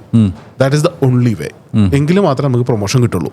ടെന്യൂർ വെച്ചിട്ട് പ്രൈവറ്റ് ഓർഗനൈസേഷൻസിൽ കിട്ടില്ല. അങ്ങനെ ആരെങ്കിലും ചെയ്യുന്നുണ്ടെങ്കിൽ തന്നെ that's A wrong method. That's A simple answer. So നിങ്ങൾ നമ്മളുടെ വ്യത്യാസം പഠിക്കുക, ആ വ്യത്യാസം അച്ചീവ് ചെയ്യാനായിട്ട് ശ്രമിക്കുക. അത് രണ്ട് രീതിയിലുണ്ട്, ടെക്നിക്കലുണ്ട്. ഫോർ എക്സാമ്പിൾ എഞ്ചിനീയേഴ്സിനെ സംബന്ധിച്ചിടത്തോളം ചിലപ്പോൾ ഒരു പുതിയ ടെക്നോളജി പഠിക്കുന്നതായിരിക്കും, അല്ലേ? അപ്പോൾ അതിനെയാണ് നമ്മൾ ടെക്നിക്കൽ കോമ്പറ്റൻസി എന്ന് പറയാം. ഇപ്പോൾ HR സംബന്ധിച്ച് ചിലപ്പോൾ ഒരു ലേബർ കംപ്ലയൻസ് പഠിക്കുന്നതായിരിക്കും, അല്ലേ? അപ്പോൾ അതുപോലെ അതോടൊപ്പം തന്നെ ബിഹേവിയറൽ കോമ്പറ്റൻസീസ്. ഇപ്പോൾ നമ്മൾ ഒരു അക്കൗണ്ടന്റിന് വേണ്ട അറ്റൻഷൻ ടു ഡീറ്റെയിൽ ആയിരിക്കില്ല ഒരു CFOക്ക് വേണ്ടത്, അല്ലേ? അപ്പോൾ ആ ഒരു ഡിഫറൻസ് ഉണ്ടല്ലോ, അറ്റൻഷൻ ടു ഡീറ്റെയിലുള്ള ഡിഫറൻസ്. അപ്പോൾ അവരുടെ ജോലിക്ക് വേണ്ട ടെക്നിക്കൽ കോമ്പറ്റൻസീസും ബിഹേവിയറൽ കോമ്പറ്റൻസീസും ആ ഡെൽറ്റ നോക്കിയിട്ട് പഠിക്കുക. നമ്മളിതിന് കോമ്പറ്റൻസി ഫ്രെയിംവർക്ക് എന്നൊക്കെ HRൽ പറയും. അതെല്ലാം ഒരുമാതിരിപ്പെട്ട നല്ല ഓർഗനൈസേഷൻസിൽ എല്ലാവർക്കും ഒരു CPF എന്നൊക്കെ പറയും, കരിയർ പാത്ത് ഫ്രെയിംവർക്ക്. അതൊക്കെ ഉണ്ടാവേണ്ടതാണ്. അപ്പോൾ ഈ ഒരു കോമ്പറ്റൻസീസ് മനസ്സിലാക്കി ഇപ്പോൾ ഒക്കെ വന്നുകൊണ്ട് നമുക്ക് സിമ്പിളായിട്ട് ചോദിക്കാൻ പറ്റും പിന്നെ റോളിന് എന്താണ് വേണ്ടത് എന്നുള്ളത്. ഒരു ജനറിക് ആയിട്ട് ഒരു ആൻസർ ആയി കിട്ടുന്നെങ്കിലും പക്ഷേ അതിൽ നമുക്ക് എന്താണോ ഉള്ളത്, എന്താണ് വ്യത്യാസം, അതങ്ങ് നോക്കി ചെയ്യാം. അതാണ് ഗുഡ് പോയിന്റ്. ഈവൻ ഞാൻ ഇതിൽ ഒന്ന് അഡീഷണൽ കൂടിയായിട്ട് പറഞ്ഞാൽ ഇപ്പോഴത്തെ ഈ ഇൻകം കൂട്ടുന്നതിലാണ് മെത്തേഡ് പറഞ്ഞത്. സോ ഹൗ ഇപ്പോഴത്തെ അവസ്ഥയിൽ ആളുകൾ എങ്ങനെയാണ് മണി ലൈഫിൽ ആർ ദേ ഹാപ്പി? ഒരു ഞാൻ എപ്പോഴും എനിക്ക് സംസാരിക്കുന്ന ടൈമിൽ എപ്പോഴും ഞാനൊരു അവയർനെസ്സിനൊക്കെ പോകുമ്പോൾ എൻ്റെ ഒരു ചോദ്യം വെച്ചാൽ നിങ്ങളെല്ലാവരും നിങ്ങളുടെ സാലറിയിൽ സാറ്റിസ്ഫൈഡ് ആണോ എന്നൊരു ചോദ്യം ചോദിക്കും. അത് നമുക്കൊരു എന്താ പറയുക, ഇംഗ്ലീഷിലൊക്കെ പറയണ അല്ലെങ്കിൽ നമ്മൾ മലയാളത്തിൽ പറയില്ലേ, നമുക്ക് ഒരു നന്ദി ഉണ്ടോ എന്നുള്ളത്, അല്ലെങ്കിൽ ഒരു ഗ്രാറ്റിറ്റ്യൂഡ് നമുക്ക് ഉണ്ടോ എന്നുള്ളത്, അത് ഭയങ്കര ഇമ്പോർട്ടൻ്റ് ആണ്. അതിനേക്കാൾ കൂടുതൽ വേണമെന്നുള്ള നമ്മുടെ ആവശ്യം, പക്ഷെ കിട്ടണതിൽ ഹാപ്പി ആണോ എന്നുള്ളത്. ഹൗ ഇസ് ദാറ്റ് നിങ്ങളുടെ ഒരു സിറ്റുവേഷനിൽ പറയണമെന്നുണ്ടെങ്കിൽ? ശമ്പളം എന്ന് പറയുന്നത് ഒരു ഹ്യൂമൻ സൈക്കോളജിയിൽ എന്താണെന്ന് വെച്ച് കഴിഞ്ഞാൽ നമുക്ക് ആർക്കും ഒരിക്കലും പൈസ തികയില്ല. അത് ഒരു എന്താ പറയുക ഗ്ലോബൽ ട്രൂത്ത് ആണെന്ന് എനിക്ക് തോന്നിയിട്ടുണ്ട്. അപ്പം ഇപ്പോഴത്തെ വരുന്ന ക്രൗഡിനെ വെച്ച് ഒന്ന് നോക്കുകയാണെങ്കിൽ ഒരു പോസിറ്റീവ് സൈഡ് എന്ന് പറയുന്നത് ഇപ്പം നമ്മുടെ ഇങ്ങനത്തെ അവയർനെസ് കൂടുന്നത് കൊണ്ട് ഫിനാൻഷ്യൽ അവയർനെസ്, ഞാനിപ്പോൾ കഴിഞ്ഞ ഒരു ജനറേഷനെ ഇപ്പോഴത്തെ ജനറേഷനെ തട്ടിച്ച് നോക്കുകയാണെങ്കിൽ ഇപ്പോഴത്തെ ജനറേഷൻ ഡെഫിനറ്റ്ലി കൂടുതൽ തന്നെയാണ് ഫിനാൻഷ്യൽ അവയർനെസ്. കാര്യം അവർക്ക് അത്രയും അവന്യൂസ് ഉണ്ട്, ഇൻപുട്സ് ഉണ്ട്. അപ്പോൾ ഏർലി തന്നെ കുറച്ച് സമ്പാദ്യശീലങ്ങൾ ഉള്ളവർ ഞാൻ കാണുന്നുണ്ട് റെഗുലർ ബേസിസിൽ. പിന്നെ ഫ്ലിപ്പ് സൈഡ് എന്താണെന്ന് വെച്ച് കഴിഞ്ഞിട്ടുണ്ടെങ്കിൽ ഇപ്പോഴത്തെ ഒരു ജനറേഷനിൽ മുമ്പത്തെ ജനറേഷനെ വെച്ച് നോക്കുമ്പോൾ കൺവീനിയൻസ് കോസ്റ്റുകൾ അല്ലെങ്കിൽ ലൈഫ് സ്റ്റൈൽ എക്സ്പെൻസസ് വളരെ അധികമാണ്. അപ്പോൾ ഇത് രണ്ടുമാണ് ഇതിൻ്റെ പ്രോസ് ആൻഡ് കോൺസ്. ഒരു ഫൈനാൻസിനെ വെച്ച് നോക്കുകയാണെങ്കിൽ ഞാൻ നേരത്തെ പറഞ്ഞ പോലെ ശമ്പളം ആർക്കും ഒരിക്കലും തികയാറില്ല. എനിക്ക് തോന്നുന്നു മറ്റേ ഇൻക്രിമെന്റ് ടൈമിൽ ഓക്കെ നമ്മൾ ഹാപ്പി ആണെങ്കിൽ നമുക്ക് സാലറി തികയും. ഒരു 3 മാസം കഴിയുമ്പോഴത്തേക്ക് നമ്മളെ ലൈഫ് സ്റ്റൈലിലോട്ട് വന്നു, അതെ ആ ഒരു എമൗണ്ടിൽ നമ്മുടെ ലൈഫ് സ്റ്റൈൽ അഡാപ്റ്റ് ആയിട്ടുണ്ട്, പിന്നെ തികയില്ല. ഓക്കെ. ഇതെങ്ങനെയാണ് അരുണിന്റെ ഒരു ഇതിൽ? കാരണം Arun I consider myself well paid for the kind of role I'm doing. അല്ലേ, ഇപ്പം എൻ്റെ സാലറി എൻ്റെ കമ്പനിയിലെ ഏറ്റവും വലിയ സാലറിയോ ഇവൻ മീഡിയനിൽ ചിലപ്പോൾ താഴെയായിരിക്കും, പറയാൻ പറ്റില്ല. പക്ഷേ എൻ്റെ റോളിൽ HR-ന് ഇത്രയൊക്കെയാണ് നമുക്ക് മാർക്കറ്റിലുള്ളതെന്ന് വെച്ച് നോക്കുമ്പോഴാണെങ്കിൽ ഐ എം വെൽ പെയ്ഡ് എന്ന് വേണമെങ്കിൽ പറയാം. പക്ഷേ അത് മതിയോ? പോരാ, ഒബ്വിയസ്ലി പോരാ. So I have made some wrong decisions at the early start of a career. പല കാര്യങ്ങളിലും ചെയ്തിട്ടുണ്ട്. ഒരു വീട് ഹോം ലോൺ കാര്യങ്ങളിലൊക്കെ ചെന്ന് പെട്ടു. ഇപ്പോഴാണെങ്കിൽ ഞാൻ ചിലപ്പോൾ അത് എടുക്കില്ലായിരുന്നു. പക്ഷേ അതിലൊക്കെ പെട്ടതുകൊണ്ട് ഞാൻ ഉണ്ടാക്കിയ മണി പ്രോബ്ലംസ് ഉണ്ട്. അപ്പം അത് സോൾവ് ചെയ്യാൻ വേണ്ടി അഡീഷണൽ ഇൻകംസ് നമുക്ക് എടുക്കുക എന്നുള്ളത് മാത്രം. അപ്പം എൻ്റെ ജോലിക്ക് വേണ്ടത് എനിക്ക് കിട്ടുന്നുണ്ട്. കാരണം വെച്ചാൽ ഇപ്പോൾ അടുത്ത ക്വസ്റ്റ്യൻ വെച്ചാൽ ഇപ്പോൾ ശരിക്കും പറഞ്ഞാൽ നമ്മൾക്ക് സാലറി കിട്ടുന്നു, പക്ഷേ അത് മാനേജ് ചെയ്യാനായിട്ട് നമ്മുടെ എൻ്റെയർ ഒരു ജനറൽ ടീം മെമ്പേഴ്സിന് അറിയുമോ? We are not taught how to manage money. നമ്മൾ ആരും പഠിപ്പിച്ചു തന്നിട്ടില്ല. നമുക്ക് പൊതുവേ മണി ജനറേറ്റ്സ് മണി എന്നൊരു കൺസെപ്റ്റ് ഉണ്ടല്ലോ. നമ്മുടെ നാട്ടിൽ പൊതുവേ ഒരു ബിസിനസ് ചെയ്യുക അല്ലെങ്കിൽ ഇങ്ങനെ ഒരു മൈൻഡ് സെറ്റിൽ ചിന്തിക്കുക എന്ന് പറയുന്നത് നമ്മൾ ചെറുപ്പത്തിൽ എൻ്റെയൊക്കെ ജനറേഷനിലില്ല. ഇപ്പോൾ പുതിയത് വരുന്ന കുട്ടികളൊക്കെ പൊതുവേ പറഞ്ഞ ഇൻസ്റ്റാഗ്രാം റീൽസും കാര്യങ്ങളൊക്കെ കണ്ടപ്പോൾ അവർ കുറച്ചുകൂടിയൊക്കെ എഡ്യൂക്കേഷൻ വന്നിട്ടുണ്ട്. പക്ഷേ എങ്കിലും അത് എങ്ങനെ സ്പെൻഡ് ചെയ്യണം, എങ്ങനെ ഇൻവെസ്റ്റ് ചെയ്യണം എന്ന് ഇപ്പോഴും മനസ്സിലാക്കാത്ത കുറേ ആൾക്കാരുണ്ട് എന്നുള്ളത് സത്യമാണ്, ഇൻക്ലൂഡിങ് മൈസെൽഫ്. ഇപ്പോഴും ആ ഒരു ഇൻ പ്രോഗ്രസ് ആണ്. അപ്പോൾ അത് ഒരു പ്രോബ്ലം തന്നെയാണെന്നാണ് എൻ്റെ opinion. Let you speak. I think also കുറേ കൂടെ അവയർനെസ് വന്നേക്കുന്നത് before Covid, after Covid. Covid വന്നപ്പം അതുവരെ എല്ലാവരും പേ ചെക്ക് ടു പേ ചെക്ക് ജീവിച്ചുകൊണ്ടിരിക്കുമായിരുന്നു. അവരുടെ ലൈഫ് സ്റ്റൈൽ എക്സ്പെൻസസും അങ്ങനെയായിരുന്നു. പക്ഷേ ഐ തിങ്ക് കോവിഡ് വന്നപ്പോൾ എല്ലാവരും മനസ്സിലായി ഒരു എമർജൻസി ഫണ്ട് വേണം, ഇൻഷുറൻസ് വേണം, പേഴ്സണൽ ഇൻഷുറൻസ് വേണം. അപ്പം that's when people actually started investing in SIPs അല്ലെങ്കിൽ ചെറിയ ചെറിയ മോഡേൺ ഇൻവെസ്റ്റ്മെൻറ്റ്സ് നോക്കിക്കൊണ്ടിരുന്നത്. അതുവരെ ചിലപ്പം ചെറിയ ചിട്ടീസോ അല്ലെങ്കിൽ റെക്കറിങ് ഡെപ്പോസിറ്റ്സ് ഒക്കെ ആയിരുന്നു. ഇപ്പം കുറച്ചും കൂടെ റിട്ടേൺസ് കിട്ടുന്ന ഇൻവെസ്റ്റ്മെൻറ്റ്സ് നോക്കി തുടങ്ങിയിട്ടുണ്ട് എന്നാണ് എനിക്ക് തോന്നുന്നത്. Okay okay, that's A good point. ഇപ്പോൾ കാരണം വെച്ചാൽ ഇപ്പോൾ പലപ്പോഴും നമ്മുടെ ഒരു എംപ്ലോയ്മെൻറ്റ് സർക്കിളിൽ നമുക്ക് പറ്റിപ്പോണ കാര്യം വെച്ചാൽ എന്ന് നമ്മുടെ സാലറി അക്കൗണ്ട് ഓപ്പൺ ചെയ്യുമ്പോൾ ബാങ്കുകാർ തന്നെ വന്നിട്ട് ക്രെഡിറ്റ് കാർഡ് തരും. അപ്പോൾ ഫ്രീ ലൈഫ് ടൈം ഫ്രീ. ഫാമിലിക്കും ഉണ്ടല്ലോ സീറോ ബാലൻസ് അക്കൗണ്ടും. പിന്നെ അടുത്ത കാര്യം വെച്ചാൽ വേണമെന്നുണ്ടെങ്കിൽ സാലറി വരണേക്കാളും 15 ദിവസം മുന്നേ നമുക്ക് വേണമെങ്കിൽ സാലറി ഫ്രീ ആയിട്ട് ക്രെഡിറ്റ് ചെയ്യിപ്പിക്കാനുള്ള ഫെസിലിറ്റി അടക്കം ചില ബാങ്കുകൾ കൊടുക്കുന്നുണ്ട്.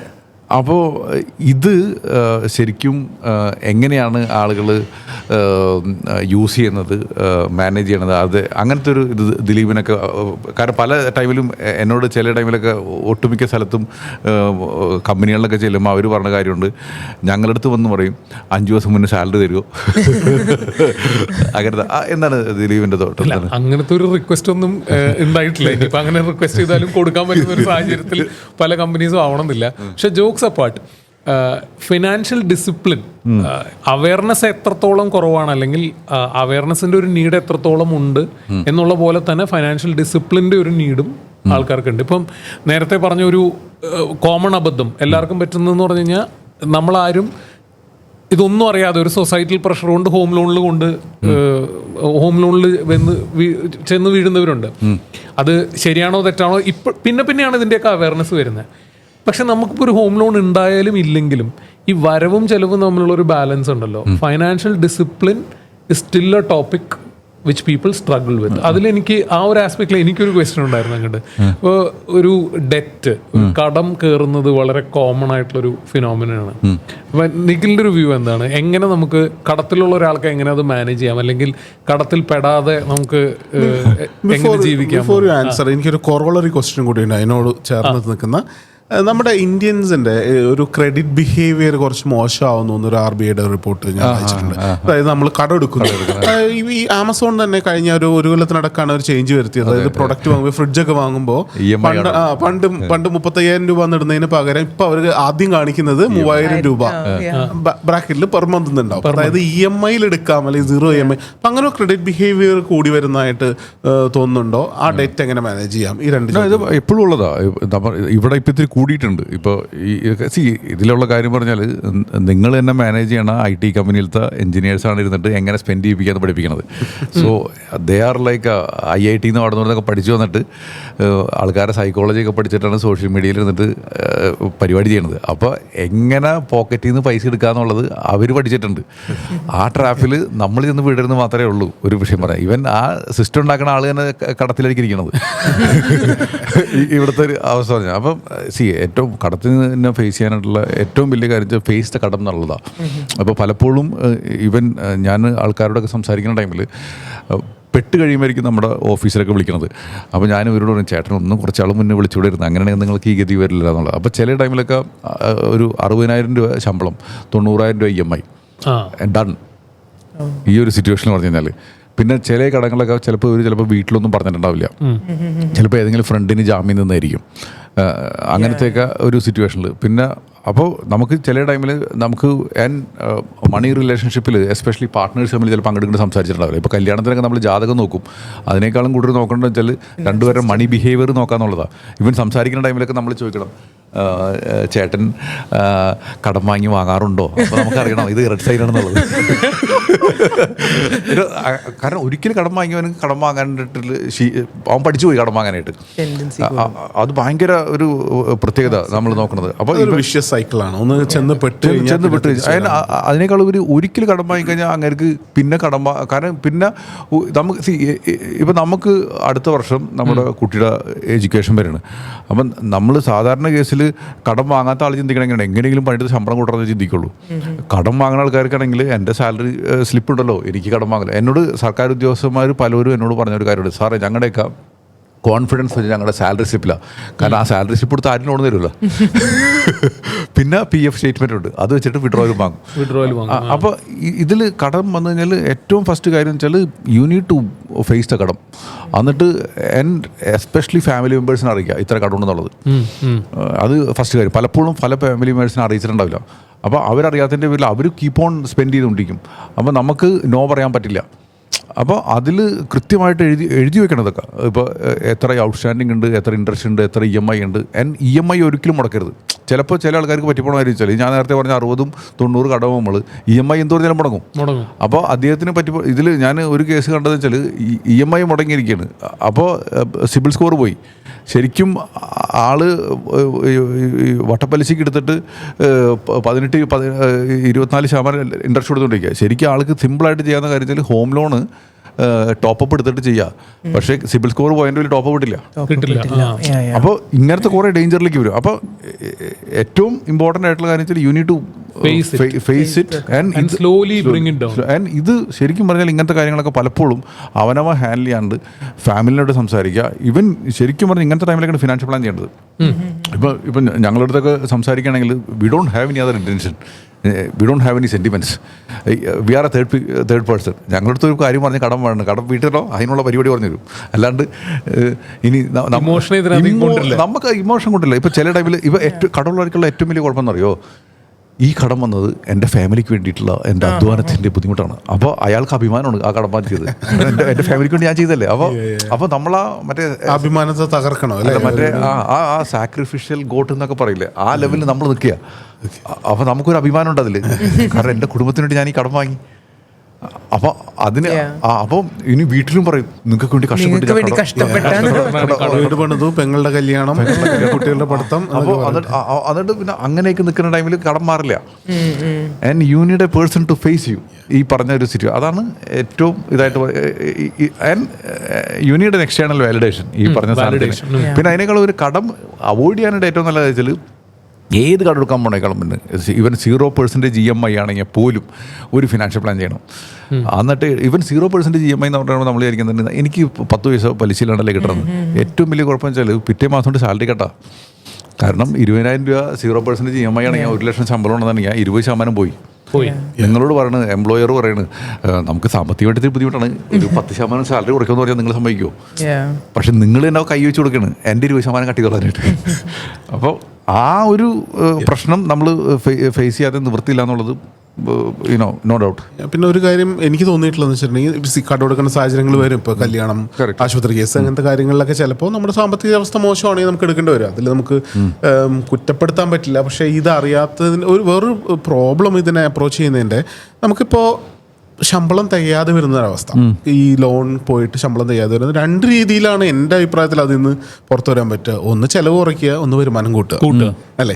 ചിലവ് കുറയ്ക്കുക നമുക്ക് ഓക്കെ, ഒന്ന് എഴുതി വെച്ച് കഴിഞ്ഞാൽ എവിടെയൊക്കെ കുറയ്ക്കാം. പുറത്തുനിന്ന് ഫുഡ് കഴിക്കുന്ന കുറയ്ക്കാം, യാത്രകൾ കുറയ്ക്കാം. ഇപ്പോൾ ലിസ്റ്റ് ചിരിക്കുന്നുണ്ട്, ഞാൻ യാത്ര ചെയ്ത് കടം വരുത്തുന്ന ഒരാളാണ്. അപ്പോൾ അങ്ങനെ പലതും ചെയ്യാം. അതോടൊപ്പം മറ്റിടത്ത് ചെയ്യാൻ പറ്റുന്നത് how can you make A second income or probably A third income. വരുമാനം കൂട്ടാന്നേ ഉള്ളൂ. അപ്പോൾ നമുക്ക് ഇപ്പോഴത്തെ ജോലിയിലിരുന്ന മേ ബി ഒരു പ്രൊമോഷൻ വാങ്ങിച്ചോ അല്ലെങ്കിൽ വേറൊരു ജോലിയിലേക്ക് പോവാം. അല്ലെങ്കിൽ നമുക്ക് വേറൊരു ജോലി ചെയ്യാൻ പറ്റുമോ? മേ ബി ഒരു യൂട്യൂബ് ചാനൽ തുടങ്ങിക്കൂടെ അല്ലേ? അല്ലെങ്കിൽ നമുക്ക് പലതും ചെയ്യാമല്ലോ. നമ്മുടെ കഴിവനുസരിച്ചിട്ട് നമുക്ക് പലതും ചെയ്യാം. ഇപ്പോൾ പടം വരയ്ക്കാൻ അറിയാവുന്നവരാണെങ്കിൽ അത് ഓൺലൈനിൽ വിൽക്കാനുള്ള അവസ്ഥകളൊക്കെ നമുക്ക് ഇപ്പോൾ ഉണ്ട്. ഇപ്പോൾ ഒരു 5 കൊല്ലം മുമ്പില്ലാതിരുന്ന ഒരു മാർക്കറ്റ് നമുക്ക് ഓഫ് കോഴ്സ്. ആൻഡ് ദെൻ ഇപ്പം നമുക്ക് ഊബറിൽ ഓടാൻ പോവാം, സ്വിഗ്ഗിയിൽ പോവാം. അല്ല അതനുസരിച്ച് പോവാം അല്ലേ. ഇപ്പോൾ നമ്മൾ സ്റ്റുഡൻസ് ഒക്കെ കടത്തിൽ പെട്ട് കഴിഞ്ഞാൽ അവർക്ക് ചെയ്യാൻ പറ്റുന്ന കാര്യമാണ്. നമ്മുടെ നാട്ടിലെ സ്റ്റുഡൻസ് പാർട്ട് ടൈം വർക്ക് ചെയ്യുന്നത് ഇപ്പോൾ കുറച്ച് കൂടി വരുന്നുണ്ട്, which is a good thing. പണ്ടില്ലായിരുന്നു. അപ്പോൾ പല അവന്യൂസ് ഉണ്ട് അല്ലേ. ഇപ്പോൾ ഹോം കെയറിലൊക്കെ പോകുന്നവരുണ്ട്. അതും ഒരു തരം കൾച്ചറൽ പ്രശ്നമാണ്. നമ്മുടെ ഒരു എഡ്യൂക്കേഷൻ സാഹചര്യത്തിൽ പാർട്ട് ടൈം എന്ന് പറയുന്നൊരു ജോലി സ്റ്റുഡൻസ് എടുക്കുന്നത് ഇല്ലല്ലോ. അത് കേരളത്തിൽ ഇല്ലാത്തുള്ളൂ, അവർ പുറത്തു പോയി ചെയ്യും. അതുകൊണ്ടാണ് ബേസിക്കലി ഒരു ഇവിടുന്ന് പോകുന്ന ഒരാൾ, ഇപ്പോൾ ഒരു കോടീശ്വരൻ്റെ മകനോ മകളോ ആണെങ്കിലും പുറത്ത് പോയി കഴിഞ്ഞ് ഒരു റെസ്റ്റോറൻറ്റിൽ നിൽക്കാന്ന് പറഞ്ഞാൽ അവരത് കുറച്ചിലായിട്ട് കാണുന്ന ഒരു കൾച്ചർ അവിടെ ഇല്ലല്ലോ. എഡ്യൂക്കേഷൻ ലോൺ എടുത്ത് പോയ പിള്ളേർ പാർട്ട് ടൈം ചെയ്തേ പറ്റൂ. കാരണം ഇൻട്രസ്റ്റ് എങ്കിലും അടച്ചിരിക്കണം. പിന്നെ മാൻഡേറ്ററി അവർക്ക് ഉണ്ടല്ലോ, എത്ര 42 hours 48 hours. അതിൽ തെറ്റ് കാണേണ്ട കാര്യമില്ലല്ലോ. നമ്മൾ ജോലി ചെയ്തിട്ടല്ലേ കാശ് ഉണ്ടാക്കുന്നത്. മാന്യമായ ഒരു ജോലി ചെയ്ത് കാശ് ഉണ്ടാക്കുന്നതിൽ എന്താ തെറ്റ്? അപ്പം അങ്ങനെ ഒരു സെക്കൻഡ് ഇൻകം ചിന്തിക്കുന്നില്ല പലരും. ചിലപ്പോൾ സമയമില്ലാത്തതുകൊണ്ടൊക്കെ ആയിരിക്കും, പക്ഷെ അങ്ങനെ ചിന്തിക്കണം എന്നുള്ളൊരു അഭിപ്രായക്കാരൻ കൂടിയാണ് ഞാൻ. No doubt. ഈ പറഞ്ഞ ഒരു ഇൻകം ഉണ്ടാക്കണത്, പിന്നെ ഈ ഇൻകം ഉണ്ടാക്കണതിൽ എനിക്ക് അടുത്ത ചോദ്യമുള്ള കാര്യം വെച്ചാൽ, പല ആൾക്കാരും ഇൻകം ഉണ്ടാക്കാന്ന് പറയുമ്പോൾ, എസ്പെഷ്യലി നമ്മുടെ ചാനലിൽ കേൾക്കുമ്പോൾ ചിലപ്പോൾ ആൾക്കാർക്ക് ഇത് ട്രേഡിംഗ് ആണ് ഉദ്ദേശിക്കുന്നത് എന്നുള്ളത്. അപ്പോൾ trading as A full time job actually speaking, ഈ പറഞ്ഞ സാധനം. അപ്പോൾ അതിലും ഒരു ചില ടൈമിൽ ഒരു ഉത്തരവാദിത്തപ്പെട്ട ആൾ വർക്ക് ചെയ്യുന്ന ടൈമിൽ അയാൾ ട്രേഡ് ചെയ്താൽ ചിലപ്പോൾ കാര്യം നടക്കണമെന്നില്ല, ഉപദ്രവമായിട്ട് മാറും. But there is you can do the investing ഈ പറഞ്ഞ ഒരു സിറ്റുവേഷനിൽ. കാരണം എപ്പോഴും മ്യൂച്വൽ ഫണ്ടോ അല്ലെങ്കിൽ ഡയറക്റ്റ് ഷെയർ വാങ്ങി വയ്ക്കലോ ഇതൊക്കെ നടക്കാം. പക്ഷേ ചിലപ്പോൾ ടെൻഷൻ എടുത്ത് ട്രേഡിംഗ് ആണെന്നുണ്ടെങ്കിൽ, എൻ്റെ കേസിൽ ഞാൻ കണ്ടിട്ടുള്ള കാര്യം വെച്ചാൽ, നമ്മൾ ട്രേഡ് ചെയ്യാൻ ഇരുന്ന് കഴിഞ്ഞാൽ വേറൊരു ഉത്തരവാദിത്തപ്പെട്ട പണി തലയിൽ കയറില്ല. രണ്ടും കൂടെ 2-5 കൂടെ ഫുൾ ടൈം ജോബ് ഈ ഒരു സിറ്റുവേഷനിൽ. സോ ഇപ്പോൾ ഈ ഒരു സത്യത്തിൽ പറഞ്ഞു വെച്ചാൽ, how happy generally people are in terms of their money management എന്ന് ചോദിച്ചു കഴിഞ്ഞാൽ എന്തായിരിക്കും ആൻസർ? ഞാൻ ഈ നേരത്തെ പറഞ്ഞ പോയിന്റിലേക്ക് തന്നെയാണ് തിരിച്ചു വരുന്നത്. പൈസ ഒരിക്കലും ആർക്കും തികയുന്നുണ്ട് എന്ന് എനിക്ക് തോന്നുന്നില്ല. മണി മാനേജ്മെന്റ് ഇപ്പോൾ ഉദാഹരണം പറഞ്ഞാൽ, അവർക്ക് EMI മാനേജ് ചെയ്യാൻ പറ്റുന്നുണ്ടോ, ഇൻഷുറൻസ് ഉണ്ടോ? കാരണം ഇപ്പോൾ നേരത്തെ പറഞ്ഞ പോലെ ചിലപ്പോൾ പെട്ടെന്ന് ഒരു അസുഖം വന്നാലെന്ന് പറഞ്ഞാൽ, do they have right insurance? അങ്ങനത്തെ കുറേ കാര്യങ്ങളിൽ എന്തായിരിക്കും? ഇപ്പോൾ ഒരു പരിധി വരെ ഇൻഷുറൻസിന്റെ കേസ് പറഞ്ഞുകൊണ്ട് പറയാം, ഒരു പരിധി വരെ most of the organisations insurance കൊടുക്കുന്നുണ്ട് ഇപ്പോൾ. അത് എസ്പെഷ്യലി ഏത് സെക്ടർ ആണെങ്കിൽ തന്നെയും ഇൻഷുറൻസ് ഒരു പരിധി വരെ കവേർഡ് ആണ്. അപ്പോൾ ജോബ് ഷിഫ്റ്റ് ചെയ്യുന്ന സമയത്ത് നമ്മൾ എല്ലാവരോടും, ഇപ്പോൾ പേഴ്സണലി അഡ്വൈസ് ചോദിച്ചു വരുന്ന ആൾക്കാരോട് പലരും പറയുന്നതെന്ന് വെച്ച് കഴിഞ്ഞിട്ടുണ്ടെങ്കിൽ, നിങ്ങളുടെ സാലറി സ്ലിപ്പിലുള്ള ആ ഡിജിറ്റ്സിന്റെ പുറമെ എന്ത് ബെനിഫിറ്റ് നിങ്ങൾക്കുണ്ട്? നിങ്ങൾക്കൊരു പേഴ്സണൽ ആക്സിഡന്റ് കവർ ഉണ്ടോ? നിങ്ങൾക്കൊരു ഹെൽത്ത് കവർ ഉണ്ടോ? നിങ്ങളുടെ ഫാമിലിക്ക് എത്രമാത്രം കവറേജ് ഉണ്ട്? അതിന് നിങ്ങൾ ഫാമിലി കവറേജ് കമ്പനിയാണോ തരുന്നത്, അതോ നിങ്ങൾക്ക് കയ്യിൽ നിന്ന് പൈസ കൊടുക്കുകയാണെങ്കിൽ എത്ര കൊടുക്കേണ്ടി വരും? ഈ ഒരു ക്വസ്റ്റ്യൻസ് എല്ലാം നിങ്ങൾ ആ ജോബ് ഓഫർ എടുക്കുന്നതിന് മുമ്പ് respective HR Hoover is coordinating it അവരോട് ചോദിച്ച് മനസ്സിലാക്കണമെന്ന് ഞാൻ പേഴ്സണലി എല്ലാവരോടും പറയാറുണ്ട്. അപ്പം ഇൻഷുറൻസിൻ്റെ പോയിന്റ് ഓഫ് വ്യൂവിൽ നമ്മുടെയൊക്കെ ഒരു സെക്ടറിൽ ഇരിക്കുന്ന ബഹുഭൂരിഭാഗം ആൾക്കാർക്കും ഒരു സർട്ടൺ ലെവൽ വരെ കവേർഡ് ആണ് എന്നുള്ളതാണ് എൻ്റെ വ്യൂ. ബിയോണ്ട് ദാറ്റ് മണി മാനേജ്മെൻറ്റിൽ ഈ പറഞ്ഞ പ്രശ്നങ്ങളുണ്ട്. അതായത് പലർക്കും അവയർനെസ് ഇപ്പോഴും ഫുള്ളി എത്തിയിട്ടില്ല കുറേ കാര്യങ്ങളിൽ. സൊസൈറ്റിയുടെ പ്രഷർ അല്ലെങ്കിൽ ഫാമിലിയുടെ പ്രഷർ കൊണ്ട് റോങ് ഇൻവെസ്റ്റ്മെൻറ്റ്സിൽ എത്തിപ്പെടുന്ന ആൾക്കാരുണ്ട്. ഇപ്പോൾ ട്രേഡിങ് തന്നെ മുഴുവൻ അറിയാതെ ചെയ്ത് അതിൽ പരാജയം സംഭവിക്കുന്ന ആൾക്കാരുണ്ട്. അതിൽ സെറ്റ് ബാക്ക് എടുത്ത് പിന്നെ അതിൽ കയറി വരാൻ ബുദ്ധിമുട്ടുന്ന ആൾക്കാരുണ്ട്. ഇതിൻ്റെ ഒക്കെ പുറമെ എനിക്ക് തോന്നുന്ന വലിയൊരു villain which is every one nose impulse purchases ആണ്. ഇമ്പൾസ് പർച്ചേസസിൽ ഒരുപാട് പൈസ കളയുന്ന ആൾക്കാർ, അത് ഞാൻ പുറമേന്ന് പറയല്ല, കുറേയൊക്കെ എനിക്കും അങ്ങനെ ഒരു സ്വഭാവം ഉണ്ട്. വേറെ നമ്മൾ പെട്ടെന്നൊരു സാധനം കണ്ടു, ഇഷ്ടം തോന്നി, നമ്മുടെ കയ്യിൽ ക്രെഡിറ്റ് കാർഡ് ഉണ്ട്, അത് യൂസ് ചെയ്ത് വാങ്ങിച്ചു. ഒരു ആവശ്യവും ഇല്ലാതെ വേറെ എന്തെങ്കിലും വാങ്ങാൻ പോയി, അപ്പം 2 ഐറ്റം അഡീഷണൽ കണ്ടു, അതെടുത്ത് നമ്മുടെ ഷോപ്പിംഗ് ബാഗിലിട്ടു. അങ്ങനത്തെ ഒരു ഇമ്പൾസ് പർച്ചേസിൻ്റെ ഒരു സ്വഭാവം എല്ലാവർക്കും ഉണ്ട്. എസ്പെഷ്യലി ലൈഫ് സ്റ്റൈൽ അല്ലെങ്കിൽ വാനിറ്റി ആയിട്ടുള്ള സാധനങ്ങൾക്ക് വേണ്ടി. ഇപ്പോൾ പുതിയ മോഡൽ ഫോൺ അത് EMI എടുക്കുക.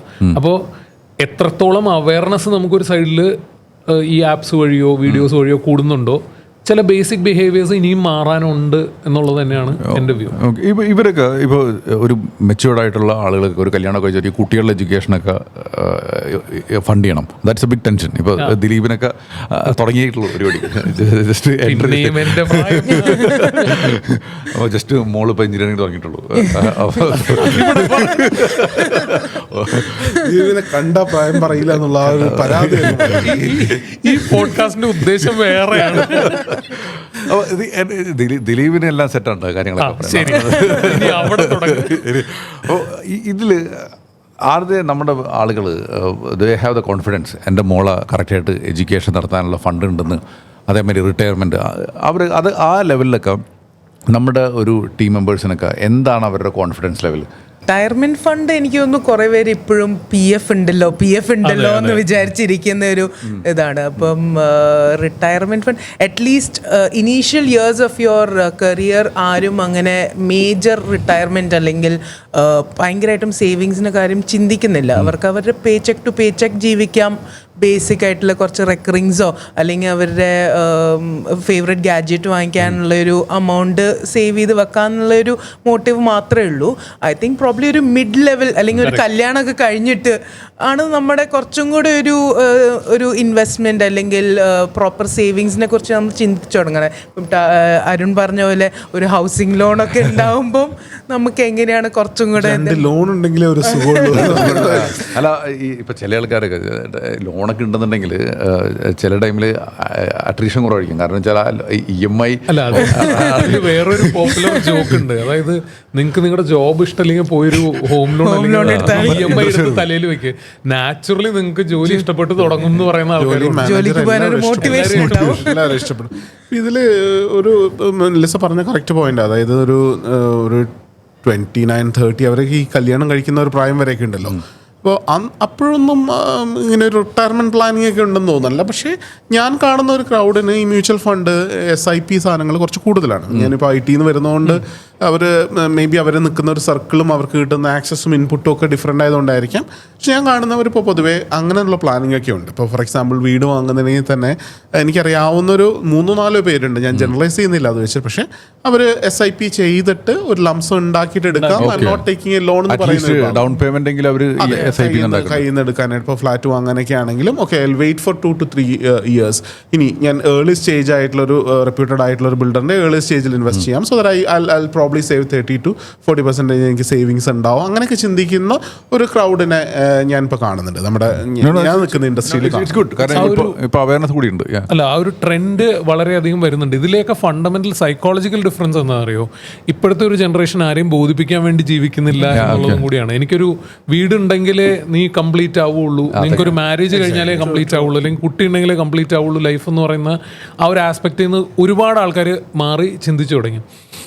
ഇതിൽ ഒരു പോയിന്റ് എന്ന് പറയുന്നത്, ഇപ്പോൾ പേഴ്സണലി എൻ്റെ സൈഡിൽ നിന്ന് നോക്കുകയാണെങ്കിലും, ഒരു റിട്ടയർമെൻറ്റ് ഫണ്ട് അല്ലെങ്കിൽ ഒരു ഹെൽത്ത് ഇൻഷുറൻസ് ഫോർ മൈസെൽഫ് അല്ലെങ്കിൽ ചിൽഡ്രൻ എഡ്യൂക്കേഷൻ ഫണ്ട് എന്ന് പറഞ്ഞൊരു കോൺസെപ്റ്റ് എനിക്കൊക്കെ വളരെ ലേറ്റ് റിയലൈസേഷൻസ് ആണ്. അപ്പോൾ ഇതിൽ അവയർനെസ് ഉണ്ടാവുന്നുണ്ട്, പക്ഷേ ചില കേസിൽ റോങ് അവയർനെസ് ഉണ്ടാവുന്നുണ്ട്. റോങ് എന്ന് പറഞ്ഞാൽ ഞാൻ ഒരു ഫണ്ടിനെയോ അല്ലെങ്കിൽ ഒരു ഇൻവെസ്റ്റ്മെൻറ്റിനെയോ താഴ്ത്തി പറയല്ല. ചിലതിൽ നിന്ന് നമുക്ക് നാച്ചുറലി റിട്ടേൺ കുറവായിരിക്കും. ഇപ്പം നമ്മുടെയൊക്കെ ട്രഡീഷണൽ റൂട്ട് എന്താണ്? RD ഇടുക അല്ലെങ്കിൽ FD ഇടുക. അല്ലെങ്കിൽ LICയിൽ ചേരുക. ഇത് ഒരു ബ്രാൻഡ് നെയിം ഇതാക്കാൻ വേണ്ടി പറയല്ല, ഇൻഷുറൻസ് ചേരുക. ഓക്കെ, ഇൻഷുറൻസ് ചേരുക. അപ്പോൾ അതിൻ്റെയൊക്കെ അപ്പുറത്തേക്ക് നിങ്ങൾക്ക് ഒരു ഗോൾ ഓറിയൻറ്റഡ് ആയിട്ട് ഇൻവെസ്റ്റ് ചെയ്യണം എന്നുള്ളൊരു റിയലൈസേഷൻ വളരെ ലേറ്റ് വന്നൊരു വ്യക്തിയാണ് ഞാൻ. അപ്പോൾ അത് ഇപ്പോഴത്തെ ഒരു ജനറേഷനിൽ കുറച്ചും കൂടെ നല്ല രീതിയിൽ വരുന്നുണ്ട്. പക്ഷേ എഗെയിൻ ലിസൺ നേരത്തെ പറഞ്ഞ പോലെ അത് നമ്മുടെ ഒരു ഫേവറേറ്റ് ഗാഡ്ജറ്റ് വാങ്ങിക്കാനാണോ അതോ ഒരു ലോങ് ടേം ആണോ എന്നുള്ളത് is A question that personal preference.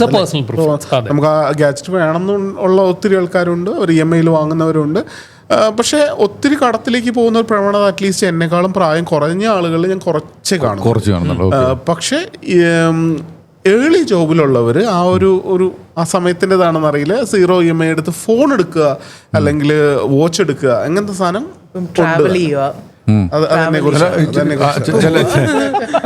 ചിലപ്പോൾ ഇതൊക്കെ ഒരു നല്ലൊരു കാര്യമാണ്. കാരണം ചിലപ്പോൾ ഒരു പ്ലാൻഡ് ആയിട്ട് ചെയ്യണമെന്നുണ്ടെങ്കിൽ ഇറ്റ്സ് വെരി ഗുഡ്. നമ്മളിപ്പോൾ almost we have done with most of the discussions, I think almost 1 hour also. So what is your final message for people? എന്താ പറയുക, ഒരു ജോലി നോക്കുന്ന ആൾക്കാർ, നിങ്ങളിപ്പോൾ കണ്ടുവരുന്ന ഒരു പ്രവണതയൊക്കെ എന്താണ്? ഇപ്പോൾ പൈസ മാനേജ്മെൻറ്റിൽ പൈസ മാനേജ് ചെയ്യണത് അവരുടെ ലൈഫിലേക്ക് ഒരു സ്ട്രെസ്സ് വരുന്നുണ്ടോ? പൈസ കറക്റ്റ് ആകുമ്പോൾ പ്രൊഡക്ടിവിറ്റി കൂടുന്നുണ്ടോ? അതിനെക്കുറിച്ചിട്ട് നമുക്കൊന്ന് പറഞ്ഞിട്ട് നമുക്ക് നിർത്താമെന്ന്. ഓക്കെ, അതായത് money does not solve all problems എന്ന് പറയാം. എല്ലാ പ്രശ്നങ്ങളും സോൾവ് ചെയ്യാൻ പറ്റില്ല, പക്ഷെ money will solve a lot of problems that money can solve. അല്ലേ, പണം കൊണ്ട് നമുക്ക് സോൾവ് ചെയ്യാം. അതിലൊന്ന് നമ്മളുടെ മനസ്സമാധാനം എന്ന് പറയുന്നതിൻ്റെ ഒരു വലിയ ഫാക്ടർ മണി തന്നെയാണ്. അറ്റ്ലീസ്റ്റ് നമ്മളുടെ ഒരു മിഡിൽ ക്ലാസ് സ്റ്റേറ്റ് ആയിട്ടുള്ള കേരളം പോലൊരു സ്ഥലത്ത്. അപ്പോൾ ആ മണി മാനേജ്മെൻറ്റ് ഒന്ന് പഠിക്കുക എന്ന് പറയുന്നത് വളരെ നല്ലൊരു കാര്യമാണ്. ഞാനിതൊക്കെ എൻ്റെ 30s സ്റ്റാർട്ട് ചെയ്യുന്നത് വരെ ഇതിനെക്കുറിച്ച് ബോധവടയല്ലായിരുന്നു. അതിൻ്റെ പ്രശ്നങ്ങൾ എനിക്കിപ്പോൾ ഉണ്ട്. അന്ന് എൻ്റെ ഒരു ഫ്രണ്ട് എൽസൺ പോൾ എന്ന് പറയുന്ന പുള്ളി അന്ന് 2015 SBIയുടെ മ്യൂച്വൽ ഫണ്ട് ഇൻവെസ്റ്റ് ചെയ്യാൻ തുടങ്ങിയപ്പോൾ ഞാൻ ഇതിൻ്റെ ആവശ്യമില്ല. അതെ, അവനിപ്പോൾ കോടീശ്വരനാണെന്ന് തോന്നുന്നു. അതെ, കേൾക്കുന്നുണ്ടെങ്കിൽ കുറച്ച് കാശ് കടന്നു തരണോട്ടോ. അപ്പോൾ അന്ന് ഞാനൊക്കെ ലേറ്റ് ആയിരുന്നു. അപ്പോൾ ഞാനിപ്പോൾ അഡ്രസ്സ് ചെയ്യുന്നത് ഇനി വരുന്ന അല്ലെങ്കിൽ എന്നെക്കാളൊക്കെ യങ് ആയിട്ടുള്ള ആൾക്കാരോടാണ്. So if you can learn about money management അത് ചെയ്യാം. പിന്നെ രണ്ടാമത്തെ ഒരു കാര്യം എന്ന് വെച്ചാൽ നിങ്ങളുടെ മണി മാനേജ്മെൻറ്റിലൊരു ഫെയിലിയർ ആണ് അല്ലെങ്കിൽ നിങ്ങൾക്ക് സോൾവ് ചെയ്യാൻ പറ്റാത്തൊരു പ്രോബ്ലം വരികയാണെങ്കിൽ approach a consultant who knows how to do things. അല്ലേ, ഒരു എക്സ്റ്റേണൽ വാലിഡേഷനോ എക്സ്റ്റേണൽ ഹെൽപ്പ് എടുക്കേണ്ട ഒരു സാഹചര്യം വരികയാണെങ്കിൽ അത് ചെയ്യാം. അത് പലപ്പോഴും നമുക്കിപ്പോഴും ഇപ്പം ഈ തെറാപ്പി എടുക്കുക എന്ന് പറയുന്ന സംഭവം ഉണ്ടല്ലോ, അത് ഇപ്പോൾ നമ്മൾ കുറച്ച് ആൾക്കാരൊക്കെ ഓക്കെ അതിലേക്ക് വന്നിട്ടുണ്ട്, തെറാപ്പി എടുക്കണം, അത് ദറ്റ്സ് ഓക്കെ. പണ്ടൊക്കെ എങ്ങനെയായിരുന്നു, എനിക്ക് ഭ്രാന്തൊന്നുമില്ല എന്നൊരു ചിന്തയായിരുന്നു. അല്ലേ, അപ്പോൾ അത് നമ്മൾ ഫിനാൻഷ്യൽ സെക്ടറിലേക്ക് ആലോചിക്കുമ്പോൾ നമുക്കത് മാനേജ് ചെയ്യാൻ പറ്റില്ല എന്നുണ്ടെങ്കിൽ അറിയാവുന്ന ഒരാളോട് ഹെൽപ്പ് ചോദിക്കുക. ഇതാണ് രണ്ട്. മൂന്നാമത്തെ ഒരു കാര്യം, എൻ്റെ ഫൈനൽ തിങ് ഈസ് നമ്മളുടെ ജോബ് ഉണ്ടല്ലോ, ജോബ് കണ്ടുപിടിക്കുന്നതായിക്കോട്ടെ വേറൊരു ജോബ് കണ്ടുപിടിക്കുന്നതായിക്കോട്ടെ, ഓൾവേസ് അപ് സ്കിൽ. ഇപ്പോൾ നമുക്കിപ്പോൾ കസ്റ്റമർ കെയർ എന്ന് പറയുന്ന ഒരു ജോബ് എത്ര നാളുണ്ടാവും നമുക്ക് പറയാൻ പറ്റില്ല. വരികയാണ്, ഓഡിയോ ടെക്സ്റ്റ് എല്ലാം മാറുകയാണ്. അല്ലേ, അപ്പോൾ അങ്ങനെ ഇവോൾവ് ചെയ്യുന്നതാണ് കസ്റ്റമർ കെയർ. എക്സാമ്പിളായിട്ട് പറഞ്ഞോളൂ, തൽക്കാലം നമ്മളുടെ വീട്ടിൽ പെയിൻറ് ചെയ്യുന്ന ആളോ അല്ലെങ്കിൽ ഇലക്ട്രീഷ്യനോ അങ്ങനെയുള്ള പ്ലംബറോ അങ്ങനെയുള്ള ജോലികളിൽ ഒഴികെ മിക്കവാറും എല്ലാ ജോബുകളിലും വരും. നമുക്ക് അപ്ഡേറ്റ് ചെയ്യേണ്ട കാര്യങ്ങളെല്ലാം അപ്ഡേറ്റ് ചെയ്ത് വെക്കുക. എങ്ങനെ യൂസ് ചെയ്യാൻ പറ്റുന്നവരൊക്കെ നമുക്ക് ഇല്ലാത്ത സ്കില്ലുകൾ ഉണ്ടായിക്കൊണ്ടിരിക്കും. പിന്നെ അവനവൻ്റെ കാര്യം ഒന്ന് പ്ലാൻ ചെയ്തിട്ട് ചെയ്യുക. പിന്നെ വേണമെന്നുണ്ടെങ്കിൽ കൺസൾട്ടന്റിനെ ഏൽപ്പിക്കുക. അപ്പോൾ നമുക്കും ഒരു പണിയുണ്ട്.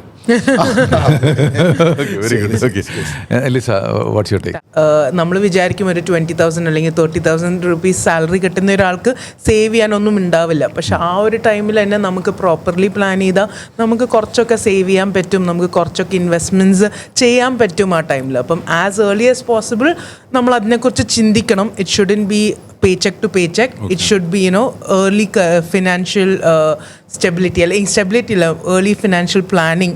ഏർലി ചെയ്ത് കഴിഞ്ഞാൽ അത്രയും നല്ലത്. അപ്പോഴാണെങ്കിൽ മറ്റേ കൂട്ടുപലിശ അല്ലെന്നുണ്ടെങ്കിൽ കോമ്പൗണ്ട് ഇൻട്രസ്റ്റ്, ആ റൂൾ ഓഫ് 72 ഒക്കെ ഒന്ന് മനസ്സിലാക്കി വരുമ്പോഴാണ് ആൾക്കാർക്ക്. അല്ല, ഇത് കുറേ കാര്യങ്ങൾ വെച്ചിട്ട് ബിഹേവിയറിൽ ശരിക്കും പറഞ്ഞാൽ നമ്മൾ എപ്പോഴും ഫിനാൻസിനെ പറ്റി പറയുമ്പോൾ നമ്മൾ വിചാരിക്കും ഇറ്റ്സ് റിട്ടേൺ ഒന്നുമല്ല. നമുക്ക് എല്ലാവർക്കും ഓരോ സീലിംഗ് ഉണ്ട്. ഇപ്പോൾ ചില ആൾക്കാർക്ക് സീലിംഗ് എന്ന് പറഞ്ഞാൽ 25 ലക്ഷത്തുമായിരിക്കും സീലിംഗ്, അല്ലെങ്കിൽ ചില ആൾക്കാർക്കാണെങ്കിൽ 1 കോടിയത്തുമായിരിക്കും സീലിംഗ്. ഈ ഓരോ സീലിങ്ങിലും കുറച്ചാൾ നിൽക്കും. നമുക്ക് പെട്ടെന്ന് ഒരു 25 ലക്ഷം ചില ആൾക്കാർക്ക് എത്തിക്കഴിഞ്ഞാൽ പിന്നെ അപ്പോൾ തന്നെ വീട്ടിൽ മറ്റേ എന്തെങ്കിലും റിനോവേഷൻ ചെയ്യും, അല്ലെങ്കിൽ കാറ് വാങ്ങും. അപ്പോൾ കുറച്ചും കൂടി നമ്മൾ ലോണൊക്കെ എടുത്ത് കുറച്ചും കൂടി നെറ്റ് വർത്ത് കുറയും. അപ്പോൾ പിന്നെയും എനർജി ആയിട്ട് പിന്നെ 25 എത്തും. അപ്പോൾ അടുത്ത പ്രാവശ്യം 50 ആയിരിക്കും ടാർഗറ്റ് ചെയ്യണത്. അപ്പോൾ ആ ടൈമിൽ നമ്മുടെ ബിഹേവിയർ മാറുന്നുണ്ട്. അതും ഒരു പ്രശ്നമാണ്. ഞാൻ ഒന്ന് ആഡ് ഓൺ ചെയ്തോട്ടെ, 2 കാര്യങ്ങൾ പറഞ്ഞു വരുമ്പോൾ ആവശ്യം വരുന്നു. ഓക്കെ, ഞാൻ ചെയ്യാതിരുന്ന കാര്യങ്ങളാണ്. ഒന്ന്, എമർജൻസി ഫണ്ട് അത് എന്തായാലും ഉണ്ടാവണം. ഒരു 6 മന്ത് അതായിരുന്നു പീസ് ഓഫ് മൈൻഡ് ഭീകരമാണ്. അന്നേരത്ത് നമുക്ക് ക്രെഡിറ്റ് കാർഡ് അടയ്ക്കാമെന്നോ അല്ലെങ്കിൽ ഫ്രണ്ട്സിന് നിന്ന് കടം വാങ്ങാമെന്നോ ചിന്തിക്കാതെ ഒരു 6 മന്തെങ്കിലും ഓടാനുള്ള സമയം. അപ്പോൾ നമുക്ക് ജോലി പോയി കഴിഞ്ഞാലും ജോലി പോകുന്ന അവസ്ഥകൾ പല ഓർഗനൈസേഷൻസിലുണ്ട്. ആ ഒരു പീസ് ഓഫ് മൈൻഡ് ഗംഭീരമാണ്. ആ പീസ് ഓഫ് മൈൻഡ് ഉണ്ടെങ്കിൽ തന്നെ നമുക്ക് പകുതി ടെൻഷൻ ഒഴിവാക്കാം. സെക്കൻഡ് തിങ്, ഞാൻ ഇൻഷുറൻസിൽ പേഴ്സണലി ഒരു രാജ്യത്ത് ഇൻഷുറൻസ് ഉണ്ടെങ്കിൽ മാത്രമേ ഒരു ഹെൽത്ത് കെയർ കിട്ടാൻ പാടുള്ളൂ എന്ന് വിചാരിക്കുന്ന ഒരാളല്ല ഞാൻ. എൻ്റെ personal policy is against insurances. പക്ഷേ അൺഫോർച്ചുനേറ്റ്ലി നമ്മുടെ സൊസൈറ്റിയിൽ ഇപ്പോൾ ഇൻഷുറൻസ് വേണ്ട ഒരു സാഹചര്യമാണ്. സോ ഈവൻ ഇഫ് അവർക്ക് കമ്പനിയിൽ നിന്ന് ഒരു ഇൻഷുറൻസ് തരുന്നുണ്ടെങ്കിൽ പോലും ഒരു പേഴ്സണൽ ഇൻഷുറൻസ് എന്തായാലും എടുത്തിരിക്കണം. ഉറപ്പായിട്ടും വേണം. ജോബ് പോയി എപ്പോൾ വേണമെങ്കിലും പോവാം. ജോലി നല്ലൊരു ജോലിക്ക് മാറണമെങ്കിൽ ഒരാഴ്ച ഗ്യാപ്പ് ഉണ്ട്. ആ സമയത്ത് ഇനി വേണ്ട, നല്ല ഇൻഷുറൻസ് ഉണ്ട്. 55-ാമത്തെ വയസ്സിൽ ജോലി രാജിവെച്ചു, അപ്പോഴല്ലേ ശരിക്കും ഇൻഷുറൻസിന്റെ ആവശ്യം വരുന്നത്. ടേം ഇൻഷുറൻസ് നിങ്ങൾക്ക് ഡിപ്പെൻഡൻസും കാര്യങ്ങളൊക്കെ ഉണ്ടെങ്കിൽ ഒരു ടേം ഇൻഷുറൻസും ആലോചിക്കണം എന്നാണ് എൻ്റെ ഒരു opinion. Very good. Okay, Dileep. അല്ല, ഒരുവിധം എല്ലാ പോയിന്റ്സും കവർ ചെയ്തു. ഇപ്പം എനിക്ക് ആഡ് ചെയ്യാനുള്ളതെന്ന് പറഞ്ഞു കഴിഞ്ഞിട്ടുണ്ടെങ്കിൽ, ഒന്ന് സ്റ്റാർട്ട് ഏർലി. ഇപ്പോൾ ലിസ പറഞ്ഞ പോലെ സ്റ്റാർട്ട് ഏർലി ആൻഡ് ബേസിക് ആയിട്ടുള്ള കാര്യങ്ങൾ നിങ്ങൾക്ക് അറിയില്ലെങ്കിൽ ഒരു എക്സ്പേർട്ടിൻ്റെ അടുത്ത് നിന്ന് ഹെൽപ്പ് എടുത്തിട്ട് ബേസിക് ആയിട്ടുള്ള കാര്യങ്ങൾ സെറ്റ് ചെയ്ത് മുന്നോട്ട് പോവുക. നമുക്ക് പേഴ്സണലി ചെയ്യാവുന്ന എന്ത് കാര്യങ്ങളാണ് ഇതിൻ്റെ പുറമേ എന്നുള്ളത്, ഒന്ന് ടൈറ്റ് ഫിനാൻഷ്യൽ ഡിസിപ്ലിൻ ഉണ്ടായിരിക്കുക എന്നുള്ളതാണ്. അതിൻ്റെ പുറമെ നമ്മുടെ വർത്ത് ആസ് എ പ്രൊഫഷണൽ എങ്ങനെ ഇൻക്രീസ് ചെയ്യാമോ at any stage in your career എപ്പോഴും ആലോചിച്ചുകൊണ്ടിരിക്കുക. കാര്യം ഇതൊരു എൻഡ്ലെസ് പ്രോസസ്സാണ്. നമ്മൾ കറണ്ട് ആയിട്ടുള്ള നമ്മുടെ വർത്ത് അപ്ഡേറ്റ് ആയിരുന്നാൽ മാത്രമേ നമുക്ക് പ്രോഗ്രസ് ഉണ്ടാവുള്ളൂ. Whether it is in terms of promotion, salary, new job, എന്താണെങ്കിൽ തന്നെയും you have to look at what you are worth and you have to keep on adding to your value. അതാണ് എനിക്ക് പറയാനുള്ളത്. That a person can do. No, it's very good. I think നമ്മളിവിടെ cover ചെയ്ത കാര്യങ്ങൾ basic ഫിനാൻസിൻ്റെ എല്ലാ കാര്യം പറഞ്ഞു. അതിൽ ഇപ്പോൾ ദിലീപ് പറഞ്ഞത് ഇപ്പോഴത്തെ ഏറ്റവും ഇമ്പോർട്ടൻ്റ് കാര്യം നമ്മുടെ അടുത്ത് ഏറ്റവും ഫസ്റ്റ് എന്ന് വെച്ചാൽ ജോലിയാണ്. ജോലി പോകരുത്, അങ്ങനെ അപ്സ്കിൽ ചെയ്യണം. ഇനി അല്ലാതെ തന്നെ ജോലി ശമ്പളം കൂട്ടണമെന്നുണ്ടെങ്കിൽ പിന്നെ അപ്സ്കിൽ ചെയ്യണം. പിന്നെ ജോലി കിട്ടുമ്പോൾ ഏർലി തന്നെ സ്റ്റാർട്ട് ചെയ്യാം പൈസ മാനേജ് ചെയ്യണത്. അതോടൊപ്പം എമർജൻസി ഫണ്ടും ഇൻഷുറൻസും കാര്യങ്ങളൊക്കെ സെറ്റ് ചെയ്യാം. ദെൻ ഗോൾ ബേസ്ഡ് ഇൻവെസ്റ്റിംഗ് ഈ പറയുന്ന സാധനം ചെയ്താൽ അങ്ങനെയാണെങ്കിൽ അത്യാവശ്യം പീസ് ഓഫ് മൈൻഡ് കിട്ടും.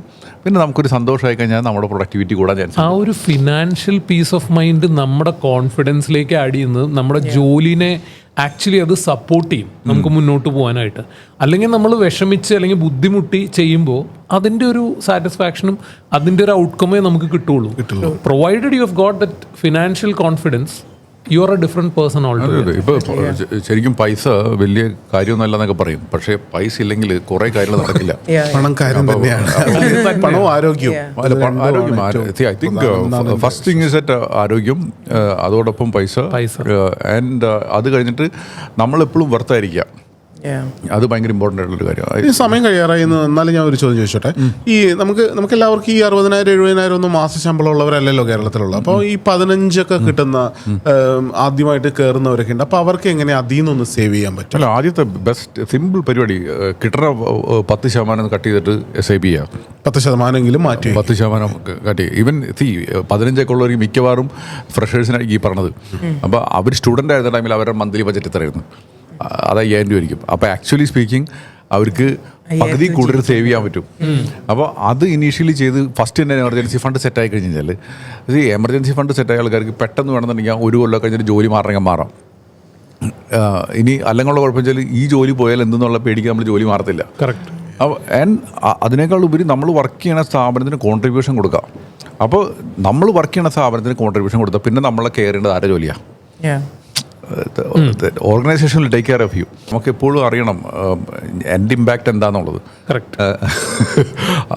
അതുണ്ടെങ്കിലേ ഒരു സിറ്റുവേഷൻ ഉള്ളൂ. പിന്നെ അതേമാതിരി നമുക്ക് എന്ത് കോൺട്രിബ്യൂട്ട് ചെയ്യാൻ പറ്റും? നമ്മൾ ഇഫ് വി സ്റ്റേ റിലവൻറ്റ്. ഇപ്പോൾ ആർട്ടിഫിഷ്യൽ ഇൻ്റലിജൻസ് വന്ന് നമ്മുടെ ജോലി പോകുന്നു എന്ന് പറയണു. പക്ഷേ ആ ആർട്ടിഫിഷ്യൽ ഇൻ്റലിജൻസ് മാനേജ് ചെയ്യുന്ന ആൾക്കാർ നമ്മളായി കഴിഞ്ഞാൽ നമ്മുടെ പണിയില്ല അവിടെ. അപ്പോൾ ഈ സാധനം പഠിച്ചുകൊണ്ടിരിക്കാന്നേ ഉള്ളൂ. എനിക്ക് തോന്നുന്നു ഈ സാധനം എല്ലാവരുമായിട്ട് അവസാനം മനുഷ്യന്മാർക്ക് വേണ്ടി കൊതിക്കുന്ന ഒരു കാലം ഉണ്ടാവും ഇതിൻ്റെ അടുത്ത സ്റ്റേജ്. ഭയങ്കര ഫിലോസഫിക്കൽ. അല്ല, പുതിയ പുതിയ ജോലികൾ എന്തായാലും വരും. ശരിക്കും പറഞ്ഞ നമ്മൾ ജോലിക്ക് കയറുന്ന സമയത്ത് എന്നോട് എല്ലാവരും ചോദിച്ചിരുന്ന കാര്യമാണ്, നമ്മൾ ടൈപ്പ് റൈറ്റർ പഠിച്ചിട്ടാണോ പോയെന്ന്. കാരണം നമ്മൾ കമ്പ്യൂട്ടറിലാണല്ലോ വർക്ക് ചെയ്യുന്നത്. അപ്പോൾ അതിനുള്ള സ്പീഡുണ്ട്. നമ്മൾ ആരും ടൈപ്പ് റൈറ്റർ പഠിച്ചിട്ടല്ല നമ്മൾ കമ്പ്യൂട്ടർ ഉപയോഗിക്കാൻ തുടങ്ങിയത്. കാരണം ഡേ 1 തുടങ്ങി നമ്മുടെ മുന്നിൽ കമ്പ്യൂട്ടർ ഉണ്ടായിരുന്നു. അപ്പോൾ നമ്മളത് ഇതായി. ഇനി അടുത്ത നമ്മുടെ പിള്ളേർ ചെയ്യാൻ പോണ കാര്യം എന്താണ്, അവർ ആർട്ടിഫിഷ്യൽ ഇൻ്റലിജൻസ് വളരെ സിമ്പിളായിട്ട് യൂസ് ചെയ്തിട്ടാണ് അവർ ചേരാൻ പോണത്. ഇനി അപ്പോൾ അത് യൂസ് ചെയ്യണത് എങ്ങനെയാണെന്ന് ആയി കഴിഞ്ഞാൽ ആ സൈക്കിൾ തുടരും. അപ്പോൾ I think it's A good thing. So I think any other questions, any other final comment? Thank you so much. നിങ്ങൾ സമയം ചിലവാക്കി 8 മണിക്ക് ഇവിടെ പലാരത്തിലെത്തിയതും ഇതിന് ഷൂട്ടിംഗ് ആയത്, അതേമാതിരി എൻ്റെ ടീം മെമ്പേഴ്സിനും എല്ലാവർക്കും താങ്ക് യു. അതേമാതിരി നമുക്ക് ഈ വെന്യൂ തന്നത് എൻ്റെ ഫ്രണ്ട് യൂസഫ് പലാരാണ്. അപ്പോൾ അവർക്കും നന്ദി. അപ്പോൾ ഇത് കഴിഞ്ഞിട്ട് ഭക്ഷണം കഴിച്ചിട്ട് നല്ല ഉണ്ട and we will eat breakfast from here also. Okay, so thank you so much everyone. Thank you so much, Nikhil. Thank you for this opportunity.